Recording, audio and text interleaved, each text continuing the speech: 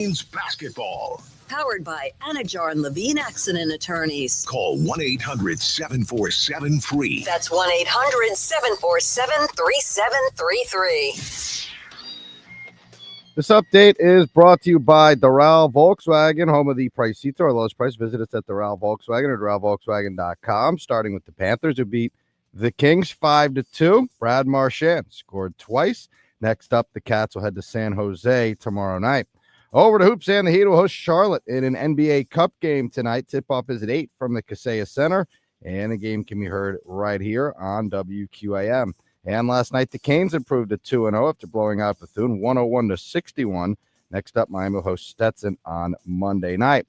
To Canes football, who will host Syracuse tomorrow. Kickoff is at 3:30 from Hard Rock, and the game can be heard here on WQAM with our countdown to kickoff beginning at 11:30. And finally, in the NFL, Week 10 kicked off with the Broncos beating the Raiders in a thriller 10-7. Week 10 continues on Sunday with the Dolphins hosting the Bills. The Joe Rose Show begins now. Face off at center. Puck pushed off to the far boards. Phil Deneau in for L.A. Couldn't handle it. Panthers back on the transition up the far side. Mackie Samoskevich will play one down. Jesper Boquist in for the Panthers. Pass out to the near point. Petrie. Petrie a long shot, loose in front, and they score on the rebound. That one was picked up by Sam Bennett, and he's able to cash in on the rebound. The Panthers on the board early. 2:42 left in the first. 2-1 Kings. Ekblad left to right across your radio. Ekblad carries to center. Plays one down to our right. Rims back behind the L.A. net. And this one picked up. Marchand out front. He scores. Brad Marchand able to get to that puck first. Cuts out to the front of the net. And he ties this game for the Panthers. It's 2-2. From the Anton Lundell shorthanded goal on, it's been all Panthers. Down to the final 13 seconds here. 5-2 Panthers late. Loose puck back in the Panthers' end. It's Boquist to Lundell. Backhanded out of the zone. The final seconds tick away. And the Panthers 5-2 winners here in Los Angeles tonight. Always nice to start with a Panthers win as we're just kicking it off here on a Friday. Good morning to everybody that gets up early with us. Yes, I've officially downed my first 20-something ounces of Dunkin' Donut coffee with a lot more to go here on a Friday. Man, we got a lot of good stuff going on. Woody, what a great teaser, man. Talking about all the games coming up. Inter Miami, Nashville, Game 3. The Heat back home. Bam's out of the lineup against Charlotte. And, by the way, it was Spo's house, as we have found out overnight. Man, I can't even imagine everything burning up. And, oh, by the way, you got a game. And I guess Spo's going to coach tonight with everything going on in his personal life. Not surprised. But what a wild one. Talk about starting over. The good news is Spo can do it. He's got himself one hell of a contract, but it just sucks. All the stuff and memories and kid stuff and everything else that you save to have it burned down. I guess we found out too, Woody, by the way, I just want to straighten this out. He got in at 4:30 for everybody wonder. We're trying to do the math, trying to figure out how long after the game they hung around and the flight getting home and, you know, everything else. And so, yeah, he got home and boy, find out somebody's house is on fire, and it was Spo's. Last night, the Broncos, now listen, it doesn't matter how you win. They get a 10-7 win. It wasn't pretty. It was not pretty. There was not a lot of offense in this game. Broncos had 220 yards, and the Raiders had 188 yards. But it's about winning, man. It is about winning, and the Broncos got up this morning, and they are 8-2. The first team in the NFL to 8 wins belongs to the Broncos. How about these numbers? Each team had 10 first downs. Not a good number. Both had 11 penalties. And both teams had 7 punts. After that, you can kind of figure out with a couple of turnovers and a block punt and everything else that happened during that game. But, hey, man, Broncos find ways to win all these games. They've been doing it. They've been winning a bunch of close games. They've been terrible in the first half and find a way to win in the second half. And, man, that's part of this whole thing. Part of this whole thing, I am convinced the Broncos And that defense, which, by the way, is off the charts, they're about ready to start setting records. Some ridiculous amount of sacks that they've had so far is just crazy. 46 sacks on the season. There's teams that they have goals and they're not at 46. 46 goals with all the games left. They are on record pace to break the record, which I think is owned by the Bears, going back to the Chicago Bears winning that championship where Dolphins beat them that year, and that was the only game they lost. But what a great defense they have.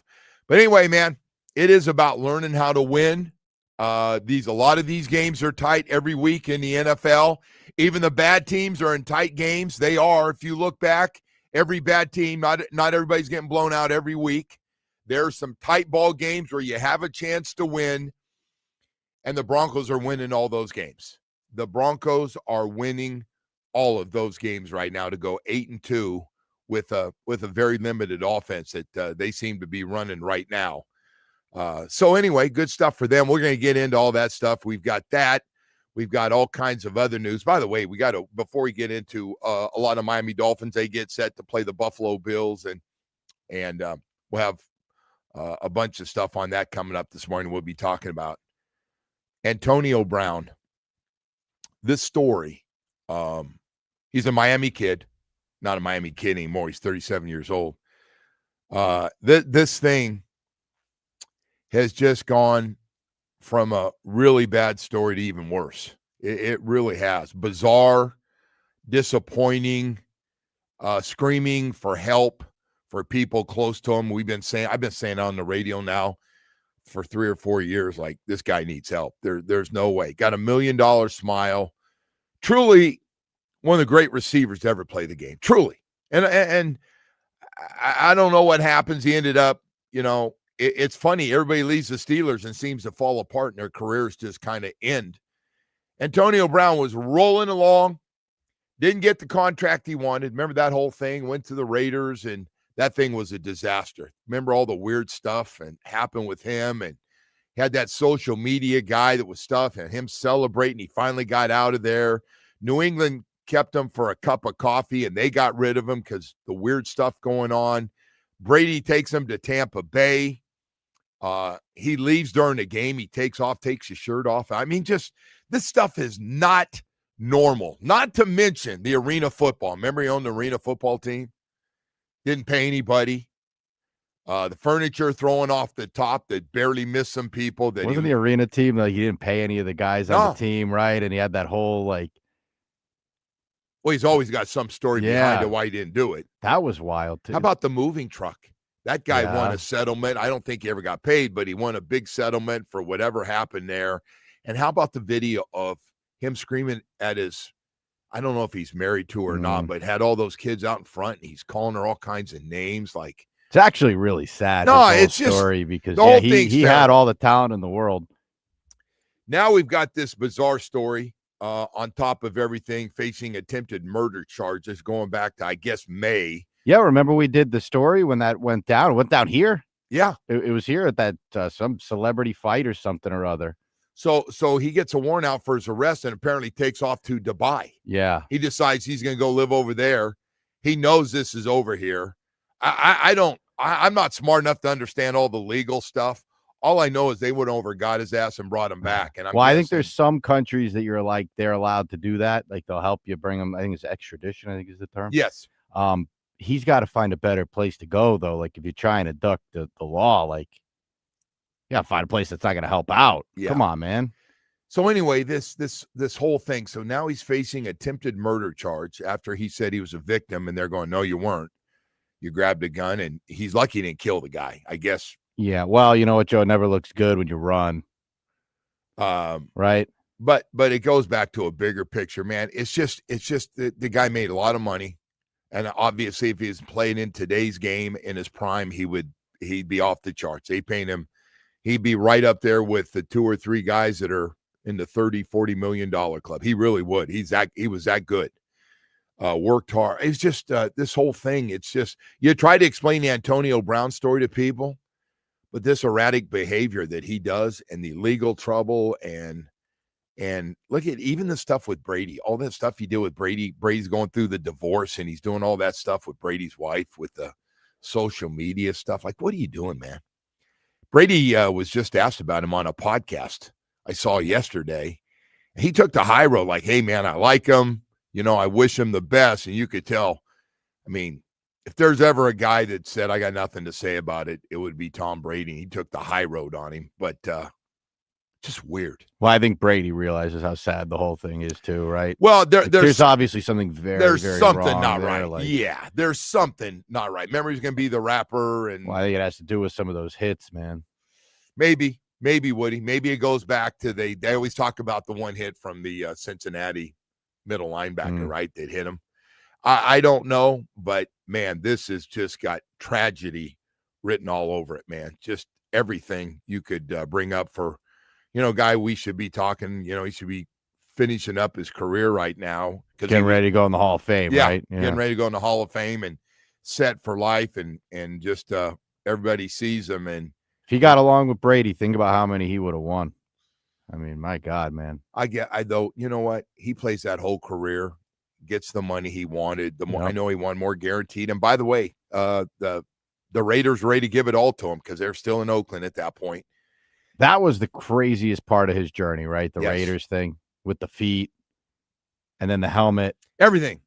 Woody, I don't know if you can rank the crazy ass stuff that he That done. one was wild. And then I remember it was Drew, right? It was Drew when he he's Drew's guy. We had that video where he's running around the backyard of his house. He's like celebrating that the Raiders got rid of him. How about when he went running, his attorneys are yelling, you're running the wrong way. The car's this way after he got out. Remember, though, they had those new helmets, and he was the only player in the entire league that was like, I can't play with these helmets. Yeah, no, the whole thing. It was a cryo thing, too, right? That he burned, he froze his feet off or went something. After Mike Mayock one day. Mike confronted him with something, and it's just, it's exhausting to talk about. You just literally for 3 or 4 minutes. But hey, listen, man, I still hope, something gets taken care of. But man, maybe people close to him, family and friends have tried, but sometimes when you're a hanger-oner, you're just there for the ride and you just put up with whatever because you're being taken care of, man. Anyway, we have a lot of other stuff to get to here this morning as we continue. Hey, a lot of Dolphin news, by the way. Tanner Connor, this is a weird one. I didn't see this coming. He got waived. His 4th year. They've been a little shorthanded at tight end. Greg Dulcich looked good last week. He did. You could tell the guy played some, former 3rd-round pick for Denver that they got. So I guess they felt like with Dulcich playing well. So Tanner Connor in his 4th year was waived. Also going to be, it looks like they're going to be without a few guys this week. Rasul Douglas, D. Eskridge, and Chop Robinson. I don't know. It doesn't sound like he might be ready to go from the concussion. Usually they do make you sit out one game. We do, for sure. I don't know about other teams, but that's kind of what we do. And then the other part, man, I know we beat all these things up. I do understand it. This is a low point for the team right now. We still got 8 games, still got a lot of football left. But it sounds like Mike McDaniel has 8 games for his team to play better, show improvement, not necessarily win, but stay competitive, get the most out of guys. And see how he handles everything. That's what it looks like, right? When you look at reports and what everybody's saying that Stephen Ross has kind of said, and I also feel like Tua and Mike are connected in the eyes of Stephen Ross. I think a lot of people going around. Tua needs Mike, and now Mike needs Tua. So we'll see how that all plays out. But hey, man, I saw the comments yesterday. Guys are talking about, we're going to play hard. Well, you hope they'll play hard. I get it. You're 2-7. You're not playing for a chance. Everybody wants a chance to play for and have a shot at the playoffs and winning your division. And, everybody like to get that ring, man. Everybody would like to get that ring. I get it. I'd love to have one. So, but both coordinators talked to their groups. Anthony Weaver, Frank Smith talked to the guys on both sides, the coordinators for the defense and offense, and explained to them, hey, man, you got to keep playing. It's a business. You got to play hard for your brand, man. And I would just say that. I don't want to hear anybody's playing hard for Mike or anybody's playing for Chris, who's gone now. Nobody wants to hear that stuff. Man, you ought to just be playing for your own brand, man, because you want to get paychecks as long as you can. And if you play well, they get bigger, especially when you're a free agent. And it's a cold business. It's always been a cold business. Within that cold business, you hope that you enjoy the guys you're playing with, and you all share the same goals, making plays, play hard, and all those things. I think they will. I can't imagine they're going to go half-ass at this game at 1:00 on Sunday at Hard Rock Stadium. I do believe they'll play hard. Now the question is, they really don't know how to win. I know we blew out Atlanta a couple weeks ago, but then you turn around and you look lifeless in a game, and all the good things you do. I just felt, even when offensively you had all those yards in the first half, I always felt like they just were waiting for something bad to happen. It was just extra effort fumble or bad decisions, and it's the old here we go again. And so now you're getting ready to play a Buffalo team that's now back playing a lot better football. You saw that game against Kansas City. Most people watch it, got big ratings. Mahomes and playing against Josh Allen. But the thing that ought to motivate you the most, man, you want to stay in this league. You want to look like a guy when things are tough, kind of quit. It's a bad look. It's a bad look. And by the way, sometimes you can look like you're playing hard and not really into it. So I would like to think that these guys, and still a lot of them are going to be back next year. A lot of the guys, we're not going to clean house completely on this team. But there will be a lot of moves, man. If you're a veteran guy and you got a big cap number, you should be concerned for next year. But I do believe they'll show up and try to play hard. And the question is, did they forget how to win? Have we won a home game yet? Oh, yeah, we did. We beat the Jets. Anyway, we got to go to break there, Woody. We got a lot of stuff to get to. What do you think the fan split's going to be like on this one at the stadium? 50-50? It'll be 60-40 Bills. It'll be a little bit more Dolphins than Bills, but there will be. Then everyone's going to say, why did you sell your ticket to the Bills fans? I don't think anybody will say that now. Like on StubHub, you can choose which fan buys your tickets. Yeah. I always get a kick out of that one, too. Don't sell your tickets to the Bills fans. I don't think anybody's saying that right now. We got more problems to worry about than that. Who's going to the games. We flying airplanes what and the stuff noise still, is, or are we satisfied for the time being? I don't know. We out of the airplane business for a few weeks. I will tell you, though, the Dolphins ought to be worried. It is the NFL. It's a very popular sport. We all know that. We know where it ranks, number one. But I got to tell you, Mr. Ross should be concerned about fan base. And I agree with this. We're talking about it last night, that people that say they're done with the Dolphins, and you've been a lifetime Dolphin fan, and you're done. You're done until they're good again, and then you're back. That's just, you see a team, and it looks like it's got its act together. You're going to be right back on it because it's your team. It's just right now is rough time, man. I got to tell you firsthand, this has been the roughest year I can remember in my 21 years doing these games. This is by itself right now. Tell you what, hey, man, I want to talk about some good things for a second here this morning. Your South Florida Chevy dealers always puts a smile on my face. I can tell you, man, when it comes to trucks, comes to SUVs, man, it's never been better. Whether you're starting with the Suburban to the Tahoe to the Traverse, man, you can go on and on about all the great looks in the SUV family, but how about the truck family? How about the truck family? Boy, I'll tell you what, you're looking for a truck. We got a truck that's absolutely perfect for your lifestyle, and we got great deals with it right now at your South Florida Chevy dealers. The durable Colorado with its standard Turbo Max engine and impressive torque to the Silverado 1500. Man, it's got all the high tech you need for the workday workhorse and the weekend warrior, and then the Silverado HD. Wow. you'll just get it. You'll get it real quickly with the legendary horsepower, one of the hardest working beds in the business. We literally have a truck that's perfect for you, whether it's full-time work. And when I say full-time working, I'm not talking 5 days a week. I'm talking about that truck and making extra money on a Saturday and Sunday. We got a truck that works just as hard as you do. Whether it's mid-size, full-size, or heavy-duty truck, Chevy pickups will never let you down, man. Outstanding offers going on right now. This weekend, stop by your South Florida Chevy dealers. Take a test drive. Check it out. You'll fall in love.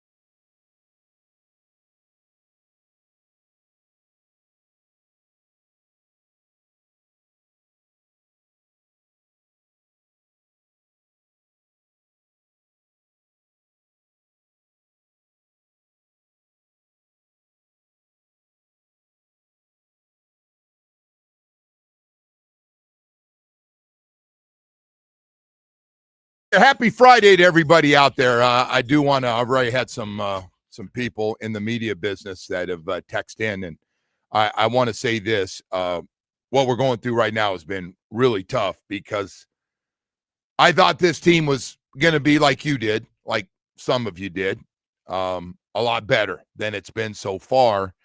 But to be fair, we and really good players, and I forgot about that. I didn't forget about it. It's just been a long time, and so it doesn't feel as badly. By the way, the team that we went over and played overseas that year was the Giants. Played them in a tight ball game, and they went on and won the Super Bowl. And the one win was against Baltimore, against the Ravens. I still remember it. They had a chance. They're down on the goal line, and our run defense was really bad, and they decide to kick a field goal instead of go for it, and ends up costing them. As that was a win. But I will tell you, these times have been difficult. I just think it's everything. Does this style of coaching work? This like over the top, we're in this together. We're that one comment that Mike made, the teammates just drives me nuts. Just does, because every time I know Mike wants to, sometimes I think he wants to be one of the guys. It drives me nuts. Like I like a lot of things about Mike. I do think he's creative. I'm not saying I do like the positive approach, and positive reinforcement. There's nothing wrong with it. I get it. But, man, it's just it's got to be a leader. There's got to be a guy that runs things. And I don't know if Mike's doing more of that now and or not. I just think, and some guys can handle it, by the way. There's a bunch of the leaders on the team are not affected, whether the coach, whatever coach's style is. You don't have to worry about the Zach Sealer. You don't have to worry about a lot of guys on the team. They're going to play their butt off, whether you're 7-2 or 2-7. They play the same way. And we have a bunch of those guys. They do. They have a bunch of guys who want to win and do it, but you always have some guys that you got to keep your thumb on. And if you don't, and it starts to affect the other players, and it does, Mike. You have no idea it does. Then if you try to change late, and they're going, oh, look at this now. He's been a different guy, and now we're going through some hard times, and now he's trying to change, and so those kind of things. And then the other thing is you need your best players to play well. And the Tua thing, it's just real. He is not playing the same. He's not playing like he did. I'm not saying he's the worst quarterback in the NFL. He's not. But it really doesn't matter, because all that really matters is what Stephen Ross thinks at the very, very top, the guy that owns this team. And the Tua Mike connection to how they're going to play, even if you don't win, are you going to stay competitive in every one of these games? Because we've had three ass kickings now. We've been blown out in 3 games. And a blowout is losing by 3 scores. And we've got 3 of them. We've got 3 of those games, including the last one, that really Thursday night football, when you're playing by yourself, everything is just blows up after that, right? When you're the only game and everybody's watching it. And I think the coverage and the way it was covered with mistake, and then going to the owner's box, mistake, fans leaving, owner's box, 30,000 Raven fans, owner's box. I think all the bags on the head, owner's box, missed fumble, owner's box. They probably did us a favor. They probably did us a favor for the owner to push him a little bit on doing something that I know he didn't want this to happen. I mean, he wanted this thing to, I truly, when he says, I like Chris and Mike, he really did like Chris and Mike. I saw it even when things weren't going well. It was still before the games. You're always reading body language, and it was good. It was good. So So here we are, folks. Here we are getting ready to play a Buffalo Bills team that Josh Allen is 14-2 against you. The 2 wins are down here. One of them is rookie year. And how you going to play? You know what happened up there, 31-21, but there's 5 minutes left, and we got a chance to tie the game up, and Tua threw the interception. So can we clean those things up? Can you play them competitive down here again? Are you going to play hard? Can you put together a complete game? And when I say complete game, not that you win every quarter all around, but you just can't have that third quarter drought thing that's kicked into this team. We've got a lot of really, and when I say bad third quarters, I mean really bad. I don't know what happens at halftime coming out. I have no idea, but I change it up. Whatever you're doing, hey, guys, take your time, man. Listen to a little music.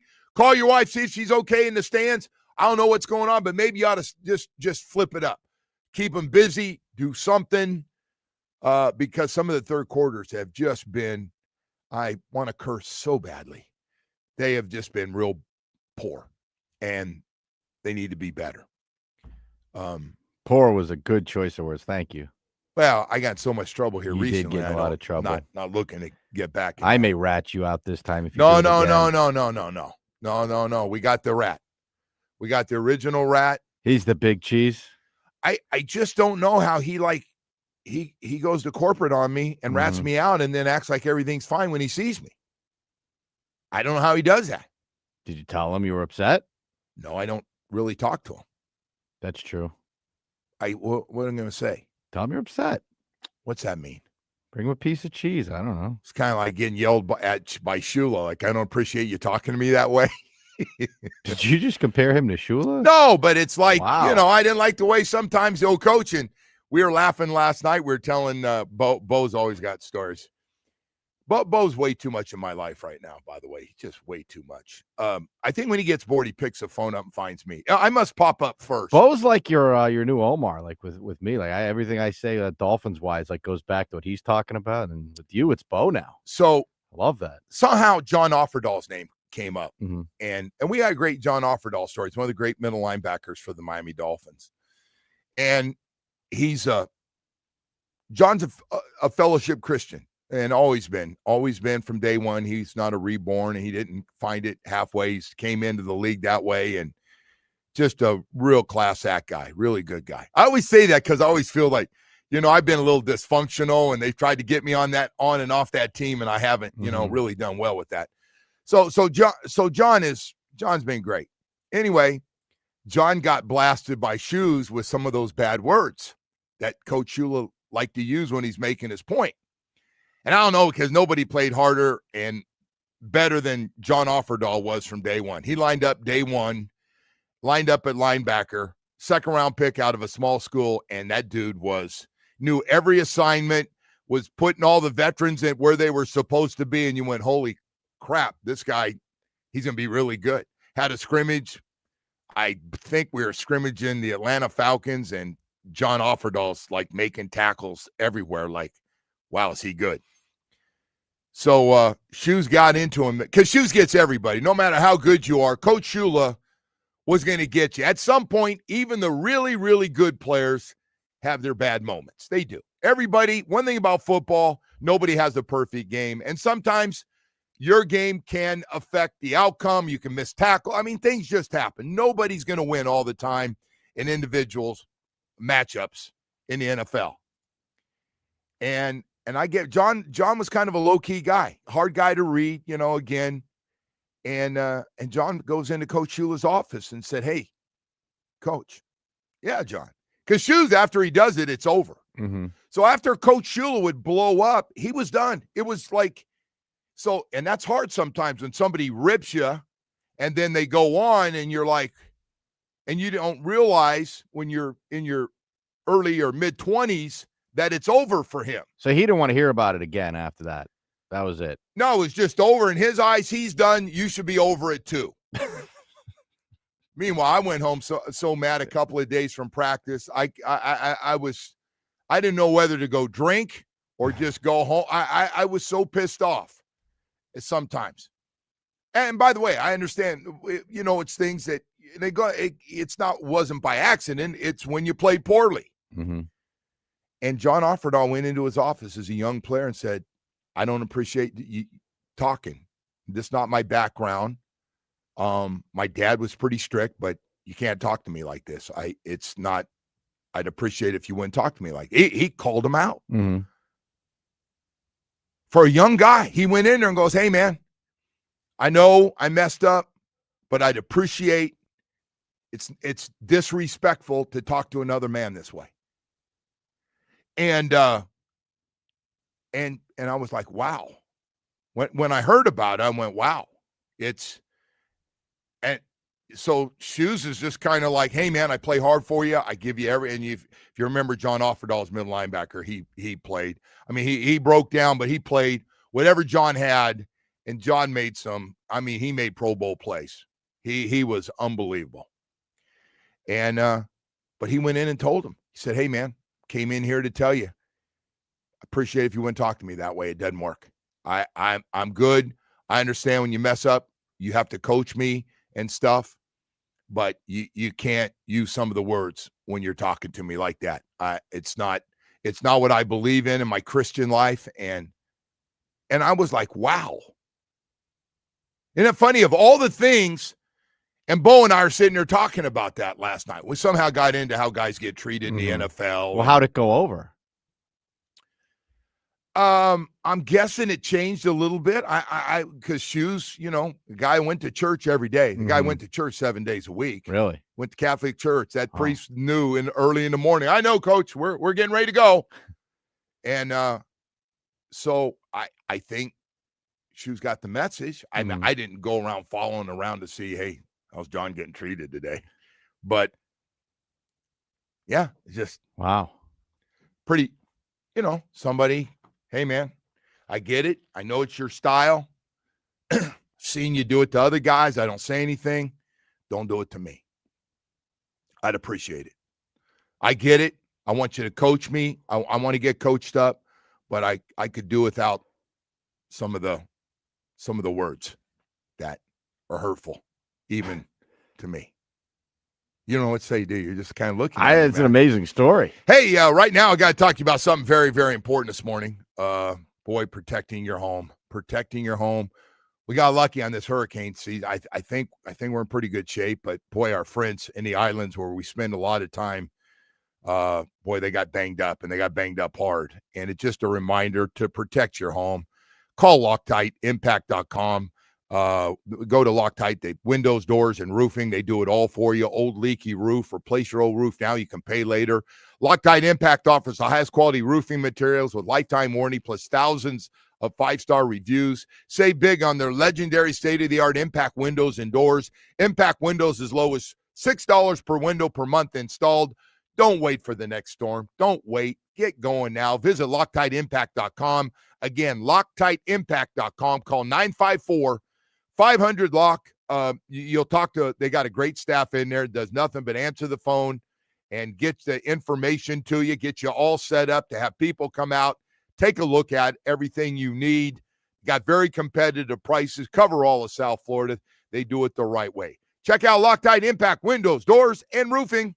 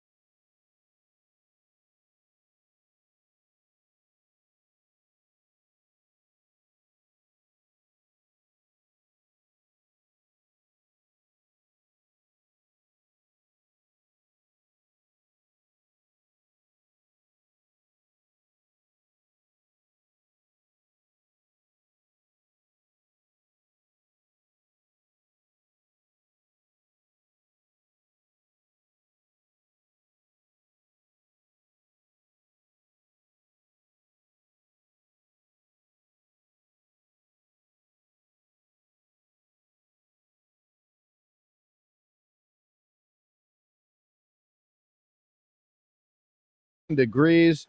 Looks partly cloudy, and we got a 15% chance of rain there, Joe. So you're looking good if you're heading out to the courts today. All right, boy, I'll tell you what. I might have to have an off day today. I may little sore, man. Load with management. Everything. It might be one of those days. What happened?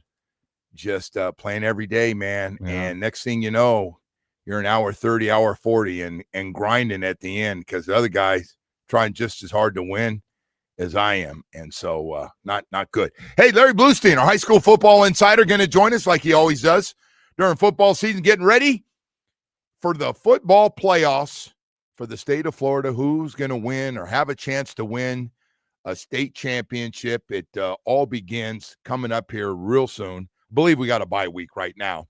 So Blue will join us. We'll talk to him. Don Bailey Jr., Steve Tasker from the Buffalo Bills, one of the great special team guys, does a show up there in Buffalo, will join us later on, and Mike Florio will also join us. So we'll get caught up on everything. By the way, I see Syracuse is coming to town 3:30 tomorrow. Woody, you got a busy day. Mark Fletcher, Tony Johnson, CJ Daniels, and OJ Frederic are out. So, and it's all right, man. No, exactly. As long as the Canes, the bus makes it to the stadium, I think we'll be all right. You got I as soon as I said that, I went, you know what? It's nothing against those guys. They got a whole bunch of guys that they'll be fine. Better get healthy for the last few, though. I mean, because those games will be a little tougher than this one. I think Mario's already said some of these guys are going to be out, but he's got, again, it's got 2 losses. I know they're bad loss. That last one was a bad loss. No matter how you look at it, it was a bad loss. And honestly, the one at home wasn't exactly a great one either when you just constantly kill yourself. But be interesting to see they what got a lot of this depth. Team is like, though, Joe. Like, I mean, at some point you're out of the ACC running. Well, I can tell you, not too many years ago when this happened, you're right. 1 loss ended up being 3 or 4 losses. Yeah. We have seen that, and you would think and hope in the new world of you're a grown-ass man because you're getting paid. You are playing professional football now that you understand that. I don't care if you're making 50, 200, 800, or 4.2 million. It's a damn business now. It is no longer, we're not hiding behind that scholarship anymore, man. It is professional sports. Mario Cristobal said it a couple weeks ago. And it just is. It is minor league to the NFL is what it is. It is a minor league. It's just higher quality than being a single A or double A player in the minors for baseball. But yeah. Anyway, we've got a lot of stuff going on here. Hey man, I'll say it. I believe that is Stephen Ross is on the Show Me program with Mike McDaniel. As in, show me what you can do with this group. You basically got your whole team. You lost 1 pass rusher.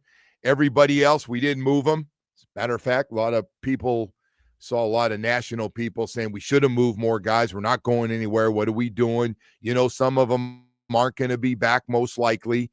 And I saw the team did a nice job with the interim general manager talking to all those guys and keeping them up on everything. Because the last thing you want to do is be telling a guy, you're not going anywhere, and the agent, they're working hard to trade you right now. So I think you got to deal with these guys when these situations, and hopefully we don't go through a bunch of these where you're really bad and doing what really bad teams do, and that is try to get draft picks, start building for next year through draft picks, and not trying to get better, not adding a piece or two. Because you're that close. And right now we are not there. We are not there at all. Man, it's an interesting one because all those guys talked about different reasons to be motivated and play hard and show everybody you're good enough to win. And they talk a lot about all the close losses. So we'll see. Because Buffalo has had your number like no other team in the NFL. Like nobody else that you play on a regular basis. I'd be careful with that. Yeah. I'm very torn on this whole thing, man, because I'm not torn. I'm sorry. I shouldn't say that.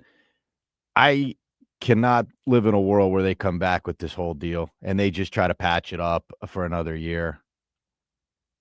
I agree. It's just not okay anymore. Look, man, the fans, and I see all the stuff on on social media, like the fans put their time, money, all that stuff into this product. And for 25 years, they haven't given them anything. But this is just, I mean, if they try to patch this thing up. When you say they haven't given them anything, what you're saying is they haven't given them a playoff win. It's been mostly bad football. Wouldn't you say? You've been around it. You've called the games for every single season. It has had bad and a lot of very average. Yes. So not the worst team in the league like they're fighting not the for worst. right now. No, but we had a 1-15 in there. We did have a 1-15. They're going to give these teams a run for their money this year, but as far as worst goes, but I don't know, man. I just think at some point you really have to just blow the whole thing up, and you can't keep patching up crap with more crap. That's what this season was. So I would just say this, Woody. We got 8 games left before you go. I understand that. No, but you're getting ahead of me by 2 months. But that's what they did this season. You had a rough result this season before, right? And they said, all right, we're going to patch it up and we're going to run it back. Made a big mistake. And I am fearful that if this thing goes the way that you want it to go for whatever reason, that they're going to say, and Stephen Ross will say, this product is good enough. We're gonna patch it up. I would hold off on that. But look what you're saying though, Joe. You're I saying would hold off. Prove it thing, and prove it. There's nothing left to prove. There's nothing left to show one way or the other. Like I have my mind made up. What do you think? All of a sudden they're just gonna flip some switch and start beating the crap out of teams down the stretch of this thing? Oh, they're going to have a chance to win some teams because they got some teams. I'm not going to. You want me to go through this? No, again? I don't want you to go through it. You want to hear? I don't think that these last games should have any impact. I agree on any of this stuff going forward. I totally agree. You should have your mind made up on everybody in that organization right now. You should know, and with 8 games left, I totally agree with you. Like for me, Tua's not playing these last games to say, I'm the franchise quarterback. You can win with me. You had that chance already, man. Many times. He's not going anywhere. And by the way, maybe you ought to quit your job because he might be the starting quarterback next year and you're going to be miserable. I'm serious. No, maybe you should quit but that's not true. You keep saying that. That's not true that he's going to be the starter. I'm with you. He probably still will be on the roster because it's very expensive. But they're drafting a quarterback in the first round. And who's to say the guy doesn't win the competition? You better calm down on that. But who's to say the first round quarterback won't win a competition in camp? Be tough. What if they go practice 50-yard passes? What's that have to do? Well, two will bounce them in at the 5. What if the guy can reach the end zone from there? You never know. Maybe the guy will win out the competition. That's okay. Now But you do agree you're getting entertaining. All right, you do agree they're going to draft a first round quarterback, right? No, I don't. Okay. I think they should if they pick. I'm not just taking one. But that's the thing, man. That's what happens if you try to patch this thing up with what you have, and you try. I mean, how are you going to sell fans on this? On doing this all again? No, this isn't fun. Hey, but Woody, you're just throwing out a bunch of generic shit on me again this morning. You really are, and I don't mind. Man. No, I don't mind, man. Dump me. I don't know if it's working. So the other thing is about this. I don't think it's working, to be quite honest. So we're in a situation where I'm not. If we end up picking 5th or 6th in this draft, I last thing I want to do before a game is be sitting here talking about what if. But I'm not going to reach for a quarterback if everybody in the organization says this is a reach. We can't take him. We can't take him. We got. There's too many good players, and I'm not sure about these quarterbacks because the best ones are going to go right off the bat. The Jets are going to take one right off the bat, and most of the teams that are bad are all in the same boat. And so this is part of the problem. You win some of these games. You know how it works. You get some games that mean nothing because you're not going to playoffs, but you now move down instead of a top 3 or 4 pick, and now you're picking 6, 7, or 8, and the guys that look like they have a chance to be franchise quarterbacks are going to be gone. I know somebody sent me something already. Well, if that happens, then you got to move up and give up more picks to get the right guy. Like, oh boy, just we've done this rotation of things, and we got needs at a zillion places. And I understand the quarterback is the most important one. It just, the whole circle around in my brain of talking about this and being in this situation is just disgusting. It just, I don't know what to say. They're going to try to win that game tomorrow or Sunday against the Buffalo Bills. And I don't know what's going to happen. And I'm guessing, honestly, right now, Stephen Ross is not sure and doesn't have a game plan for this offseason put together yet. I'm guessing that's the case. Good or bad, I'm guessing he doesn't know. By the way, oh my God, it's almost 7 o'clock. We're not going to hit it there, Rat. We're not even going to be close today to hit that top of the hour. But I will tell you, man, I want to talk about Dr. Bear and the staff at Recovery Unplugged. Boy, I'll tell you, we're always talking about game changers on the field, but here's one for your mental health. Recovery Unplugged Behavioral Health has a beautiful mental health residential program in Fort Lauderdale for 12 years. They've helped over 20,000 people heal with expert clinical team and innovative treatments like ketamine therapy for depression, anxiety, and trauma. If you or someone you love really need some help, a winning strategy, call 954-737-4508. That's 954-737-4508, or visit recoveryunplug.com. Listen, it happens to every guy out there. We go through our downtimes. And if you've been hit with one and you're having trouble getting out of it, everyone deserves a great season in life. Recovery Unplugged, heal out loud. WQA.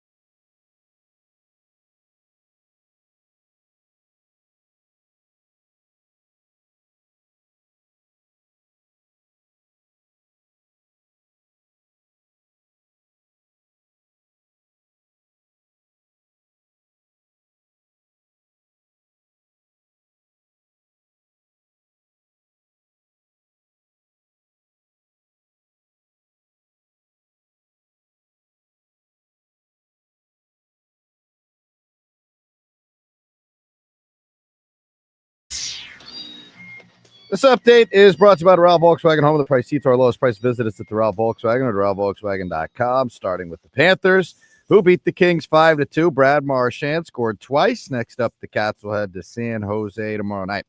Over to Hoops, and the Heat will host Charlotte in an NBA Cup game tonight. Tip-off is at 8 from the Kaseya Center. The game can be heard right here on WQAM. And last night, the Canes improved to 2-0 after blowing out Bethune 101-61. Next up, Miami will host Stetson on Monday night. To Canes football, who will host Syracuse tomorrow. Kickoff is at 3:30 from Hard Rock, and the game can be heard here on WQAM with our countdown to kickoff beginning at 11:30. And in the NFL, Week 10 kicked off with the Broncos beating the Raiders 10-7. Week 10 continues on Sunday with the Dolphins hosting the Bills. Joe, back to you. All right, Woody, thank you. And Larry Bluestein's going to join us, our South Florida High School football insider. We got the State Conference Independent League games playing, the ones that are playing outside of the teams that are in different divisions of high school football throughout the state. Those games will be going on, including my good friends at Westminster and Fort Lauderdale. Got a game tonight. So we've got all kinds of football going on. We've got all kinds of craziness going on here. And we got Josh Allen and the Buffalo Bills coming to town. And they have a lot of fans here. They will have a lot of fans. All of a sudden, over the last 5 or 6 years, the Buffalo Bills have really traveled. They think they stay up there in that little Buffalo area. They got a pretty good fan base. Either that or those guys are traveling a lot, flying out of Buffalo a lot to get to games, because they'll have a lot of them down here for the long weekend. We saw the Raven fans down here for the long weekend. Stayed on the Thursday night and stayed Friday and Saturday, probably flew home Sunday. And I'm guessing we'll see that with the Buffalo Bills coming in, Buffalo Bill fans, and getting ready to go for this one. We've also got Bam out tonight, man, for hopefully this toe or foot, whatever, bothering Bam. We got Charlotte tonight. And we got all kinds of games going on. Inter Miami's got this big game 3 against Nashville. That's tomorrow. Luis Suarez has been suspended in that game. And Syracuse comes to town. And again, you should take care of them early and often. Fletcher's out. Big running back. Tony Johnson, C.J. Daniels, O.J. Frederick. I got to tell you, they got a whole bunch of young talented receivers. And I want to see him. I want to see more JoJo Trader. I want JoJo Trader to be gassed. I want him to play so much. I want JoJo Trader to be gassed. I can see, by the way, that Carson Beck likes throwing to him. He threw a lot to him in that game the other day, especially early in the game. Just keep him going. Keep him going. I like Seymour play a lot too. True freshman out of West Broward. I have him in there and let him run around and get a lot of snaps. So, hey, this is a great time for young guys to get some playing time, especially ones that, and you know how this thing works. The transfer portal is busy and young guys don't play, and they get a little disgruntled, and they have great options. And by the way, in a lot of cases, they can leave and go somewhere else and make more money without even playing. In this crazy world of 1-year free agency that they have right now. Something else that I got an unbelievable response from yesterday. Unbelievable response. I wanted to share the amount of people, former Dolphins, everybody's got everybody's number, really like the idea of the Dolphins bringing in somebody, a former Dolphin that's well respected, to get involved and run things and oversee things. And if something doesn't look right, to be able to have the authority to say, no, this is not the Dolphin way. Somebody that knows, old school, that knows what it should look like down here. I love the idea. I'm not saying it's work. We go through, some places have done it, tried it. It didn't work. And I'm not saying they should be the GM making all the calls, but they're going to be involved to make sure the culture is what it should be over a camp. Whoever the head coach is, whoever the general manager is, you can call him whatever title you want, but we need that person. We need that person over there. I thought the Omar Kelly idea with Zach or Jason being that person, again, I don't know where Zach is at this point in his life after he finished playing. Zach Thomas pretty much has shut it down to family. And Jason is working his you-know-what off down at University of Miami. Between coaching up defensive ends and recruiting, he is busy, but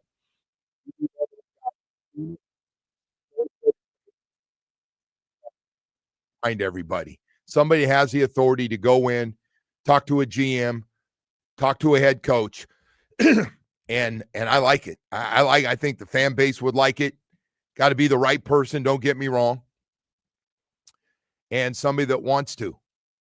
And the other thing I would say is I would make sure if we're going to get in this quarterback thing, I would make sure from start to finish that a guy that's been one of the best to ever do it is involved. That would be my take from the outside. And I'm always careful because he's my friend, and I don't want to get him in any kind of trouble. This is just me yapping. He's got nothing to do with this. But he needs to see workouts. He needs to watch the tape, and he knows what they should look like. And I think he has a pretty good idea. I'd like to get his input heavily on another quarterback, if that's what they do. And that's for another day to talk about. But I wish I could get into more. But I would like to see that. That would be good. Be good for the organization to have a couple of these guys involved. We got to get it back to the Miami way. And the Miami way has been gone for a long, long time. A long, long time. Hey, we've got Larry Bluestein going to join us. I got a little long-winded on the last one. I apologize. Blue's going to talk to us a little high school football. And we're off and running, man, here on a Friday. A lot of sporting events. A lot of our teams playing. Sure is nice to have everybody enter Miami. Got a game 3 against Nashville. And Panthers got a couple more games on the road. And, of course, the Miami Heat back home to take on Charlotte minus Bam. So we got a lot of stuff. And then, of course, Canes and the Dolphins will play at Hard Rock Stadium Saturday and on Sunday. Right now, though, before we get to anything else, I want to take a minute just to tell you about a couple of guys that are very, very important. I think they're really good at what they do, and I think you'll agree once you hire them. I hope you never have to go through it, though. I want to start with that. Nobody wants to go through an automobile accident, especially when it's not your fault, you're all banged up, or a slip and fall or anything else that wasn't your fault, and now all of a sudden you're in pain, and you know you have to hire somebody to help represent you for what has happened to you. I want to tell you about Harvey Cohn and Gary Judah, the partners of Cohn and Judah Injury Law Firm, personal injury attorneys, the same partners who will handle your case from start to finish. Yeah, they do the ads, and they're also the ones that shake your hand and go, let's get to work.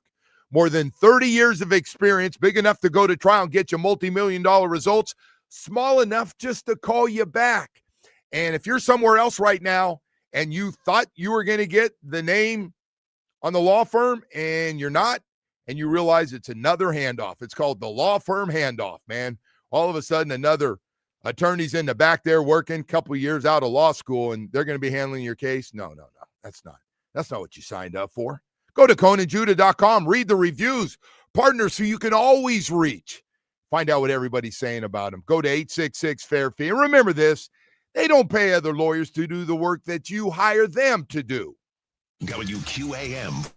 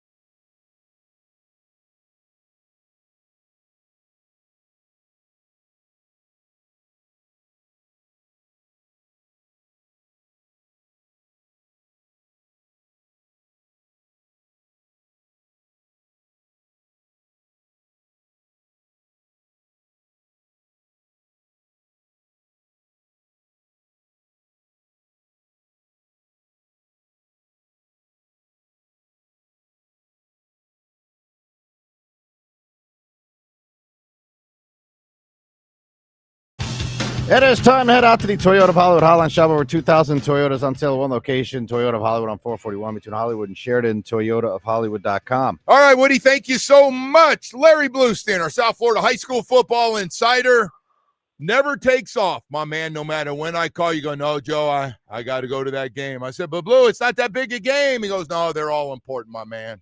Anyway, Blue, we got a bye week for the playoffs, but that doesn't mean we don't have the Independent League, the State Conference Independent League, and one of my favorite schools up there in Fort Lauderdale. All my buddies got their kids in school up there. Westminster, what kind of team do they have? Really good, really good. In fact, tonight's game will pit the two teams that have finished second the last 2 years in the state in the Sunshine State Athletic League University School. You know, one time pretty big power. And now they kind of just focus things more on the academics, but still playing good football. This is their, I think, third straight year in this mix, and Westminster Academy. Yeah. 6 o'clock tonight over at U School, and it should be a good one. A lot of good talent, you know, and both these teams have worked hard and, you know, have had great seasons, and I hope to look at to continue, but the kind of the hors d'oeuvre for next week. And definitely, you know, with the brackets came out yesterday, a lot of anticipation. Still, craziness, always something in the FHSA. It looks like the First Academy, which was a team that got you know, caught with their hand more than in the cookie jar, is appealing that they should still be in the playoffs, and that's what the holdup is in Class 1A. And I'm sure Chaminade's watching, because this True North Academy, I mean, this First Academy from Orlando is stacked. They're 5-5, but they're 5 losses to top 12, 15 teams in the nation. So let me ask you, is it usually you stayed in high school too long, you hit that 19th birthday? Is it, it's our deal legally, like leave or recruit, because they pretty much allow everything now. So what could it be? Well, they provided things that you're not supposed to provide, you know, like, you know, sort of like what they were saying that Teddy did over at Northwestern, you know, rides from all areas, but they're a private school. And to me, there's a difference people don't realize, but it's a huge difference. You could, you know, you could just always say it's part of the tuition, right? I mean, you know, my mom and dad or whoever's paying the freight, you know, added an extra $1,000 for transportation. So, yeah, they're, and the crazy thing is, that's they tricky. I don't know, Blue. That's a tricky one, man. No, I hear you, but they could have done this, Joe, a month ago, and they waited until the night before to file this injunction, which held up one of the regions, which is probably the most competitive 1A region that has Clearwater Central Catholic in it, and Tampa Carrollwood Day, and, you know, programs like that. So if they are in that, you know, it's like putting a mini IMG in. Hey, before we get to all these games coming up and the number 1 seeds, how good was that St. Thomas Aquinas Chaminade game? How about that little comeback, and ended up being a hell of a game last week, huh? It was a great game. And, you know, and we said last week on the show that, you know, props to both schools for ending the season with a game like that. You know, and they could have just said, you know what, we want to keep everybody healthy, and, you know, we'll just take maybe take the week off or play a lesser opponent. But yeah, it was really good. It was nationally televised, which was great because both teams began the regular season with a national television audience and ended it with the same. And it was a really good game. And, you know, I mean, St. Thomas won, but yeah, it was a really good game. And I think it showcased, if you're going to showcase the South Florida area, maybe even the state of Florida, with 2 really good football programs, well coached, you know, disciplined football teams, that was the way to do it. And, you know, not a lot of penalties, and just a well-played game. And like I said, just a great way to usher both of them, who will, both of them are getting number 1 seeds, you know, when play begins next week. So let's get into the number 1 seeds. But besides just Chaminade and St. Thomas, do we have some other number 1 seeds here in Dade, Broward, and Palm Beach? Yeah, well, in 7A, Palmetto grabs off the number 1 seed. So that means that, you know, that all that means is in the second second round, they're going to probably, they'll play Columbus again. Columbus plays on the road in the first game up at Santa Lucia in Palm Beach, and then the two will meet. And and it's crazy because it would be at the same facility anyway, no matter who was 1 or 2 seed. It'd be at Tropical Park. They just switch sides. Yeah. When Palmetto opens up against Coral Glades, congratulations to them for making the playoffs. And then, you look at 6A, which is going to be crazy. I mean, we know it's going to probably be the out and out nutsiest, classification because, I mean, at the 1 seed, you have South Ridge. And then at the 2 seed, you have West Broward, who came on at, 8-2. And then Flanagan grabs a 3 seed. But also in that, you have Monarch, who has a really good shot and has played a tremendous schedule. And then you have, some pretty good, MacArthur will be in 5A, which is another, we all look at St. Thomas, who did grab off the number 1 seed because last week's game where Atlantic lost to West Boca, that kind of gave St. Thomas that number 1 seed, in that grouping, in that region, which is, and that's not an easy deal because you still have Atlantic. You have a surging MacArthur team who's won 8 in a row, who's going to be a 6 seed. And then Atlantic, like I said. And then the first game will be next Thursday, which I think is probably the best game of the first round. Coconut Creek at 8-2 against Ice Harris's Matter Academy at 8-2. So I think that's the best first round game. But then, and then you look at 4A, all 4 of those teams made it, and give props to Southwest Ranch's Archbishop McCarthy, who gets the number 1 seed. Well, what a nice story, man. One of the best stories in story. South Florida right there. Just off Flamingo there. It's a great story. Yep. 100%. Great story. 2 years ago, they were independent, and here they are grabbing the number 1 seed, but not far behind at number 2 is American Heritage. They may be 4 and 5, but people are still giving them a lot of props. And Miami Norland, let's not forget, they may be 5 and 5, but they open up at Jensen Beach, and then they'll get the winner of that Archbishop McCarthy game. And then Dillard goes into it as a 3 seed in their 10-0. They finished 10-0, and which is pretty good. And then obviously, the 3A team, it's kind of an open and shut case. Round 1, you got Northwestern, and certainly they'll take care of business. And then on the other side of the bracket is Miami Central at 8-1. They should take care of business as well. So that means in round 3, rematch. And that will be, Can Central beat that Northwestern team, in your opinion? It's gonna be tough. The first time around they were close because they used special teams, got kick returns, got a couple breaks. Northwestern's good, Joe. They're really good. I mean, I hesitate to say that they're the best team in the state, but they're pretty close. I mean, they've got everything going on. And 1A, I think the great thing about 1A is LaSalle. Got to give LaSalle props. How about that little story? Used to be known for their basketball gym where the Heat started, man. Look at them now. Yeah, that's right. 10-0, grab off the number 1 seed, but not far behind at number 2, and a potential third-round matchup would be Cardinal Gibbons.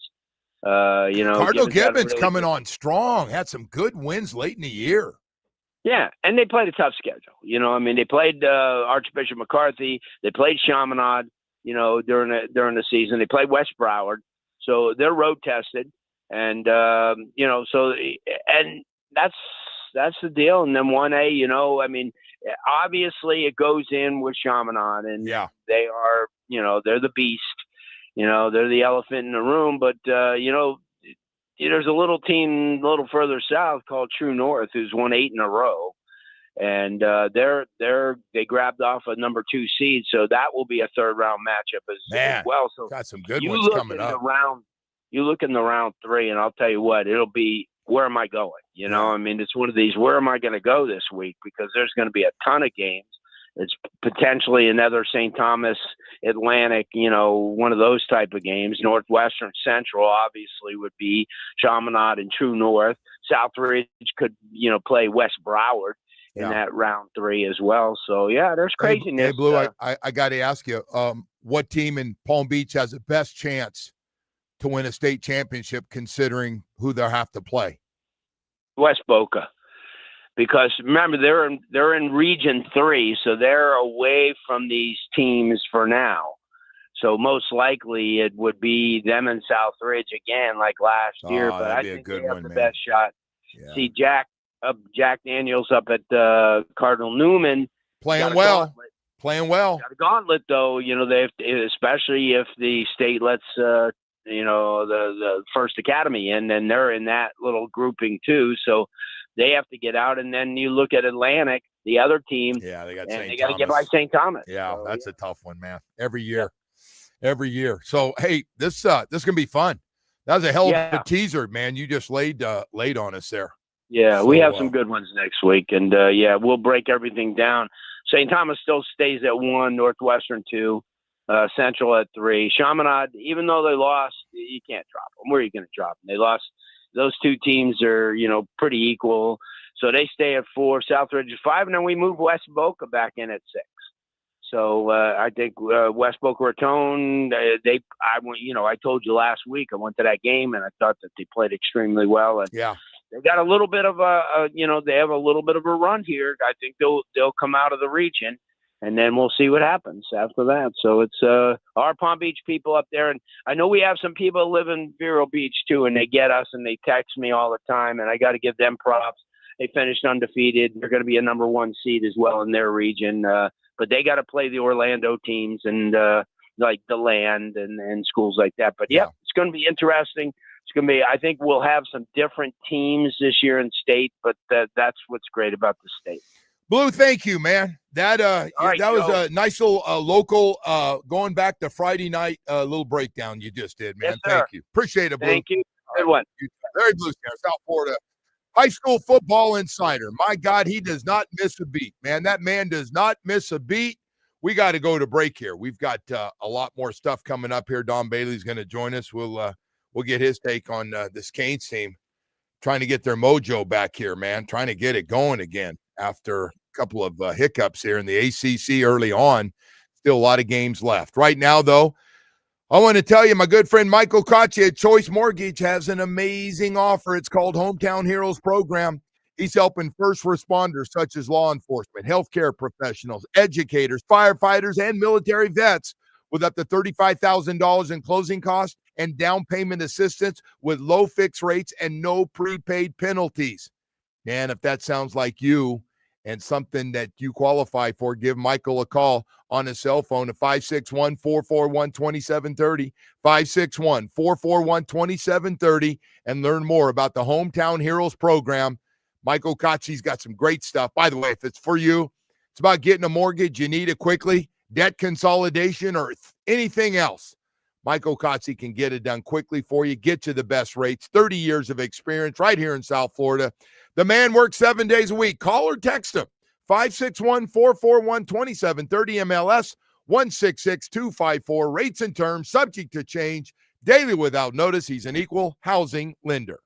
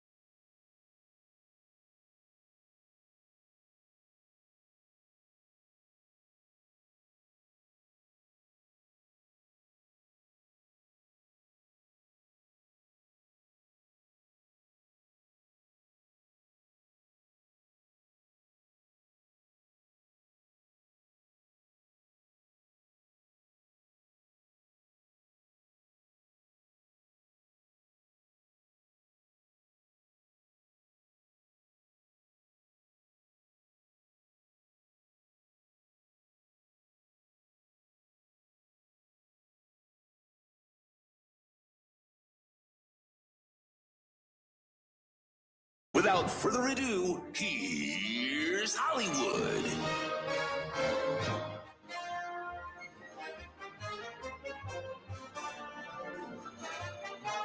All right, Joe, as we continue on here on this beautiful Friday, I do have nobody can mess up your Friday. Well, no one.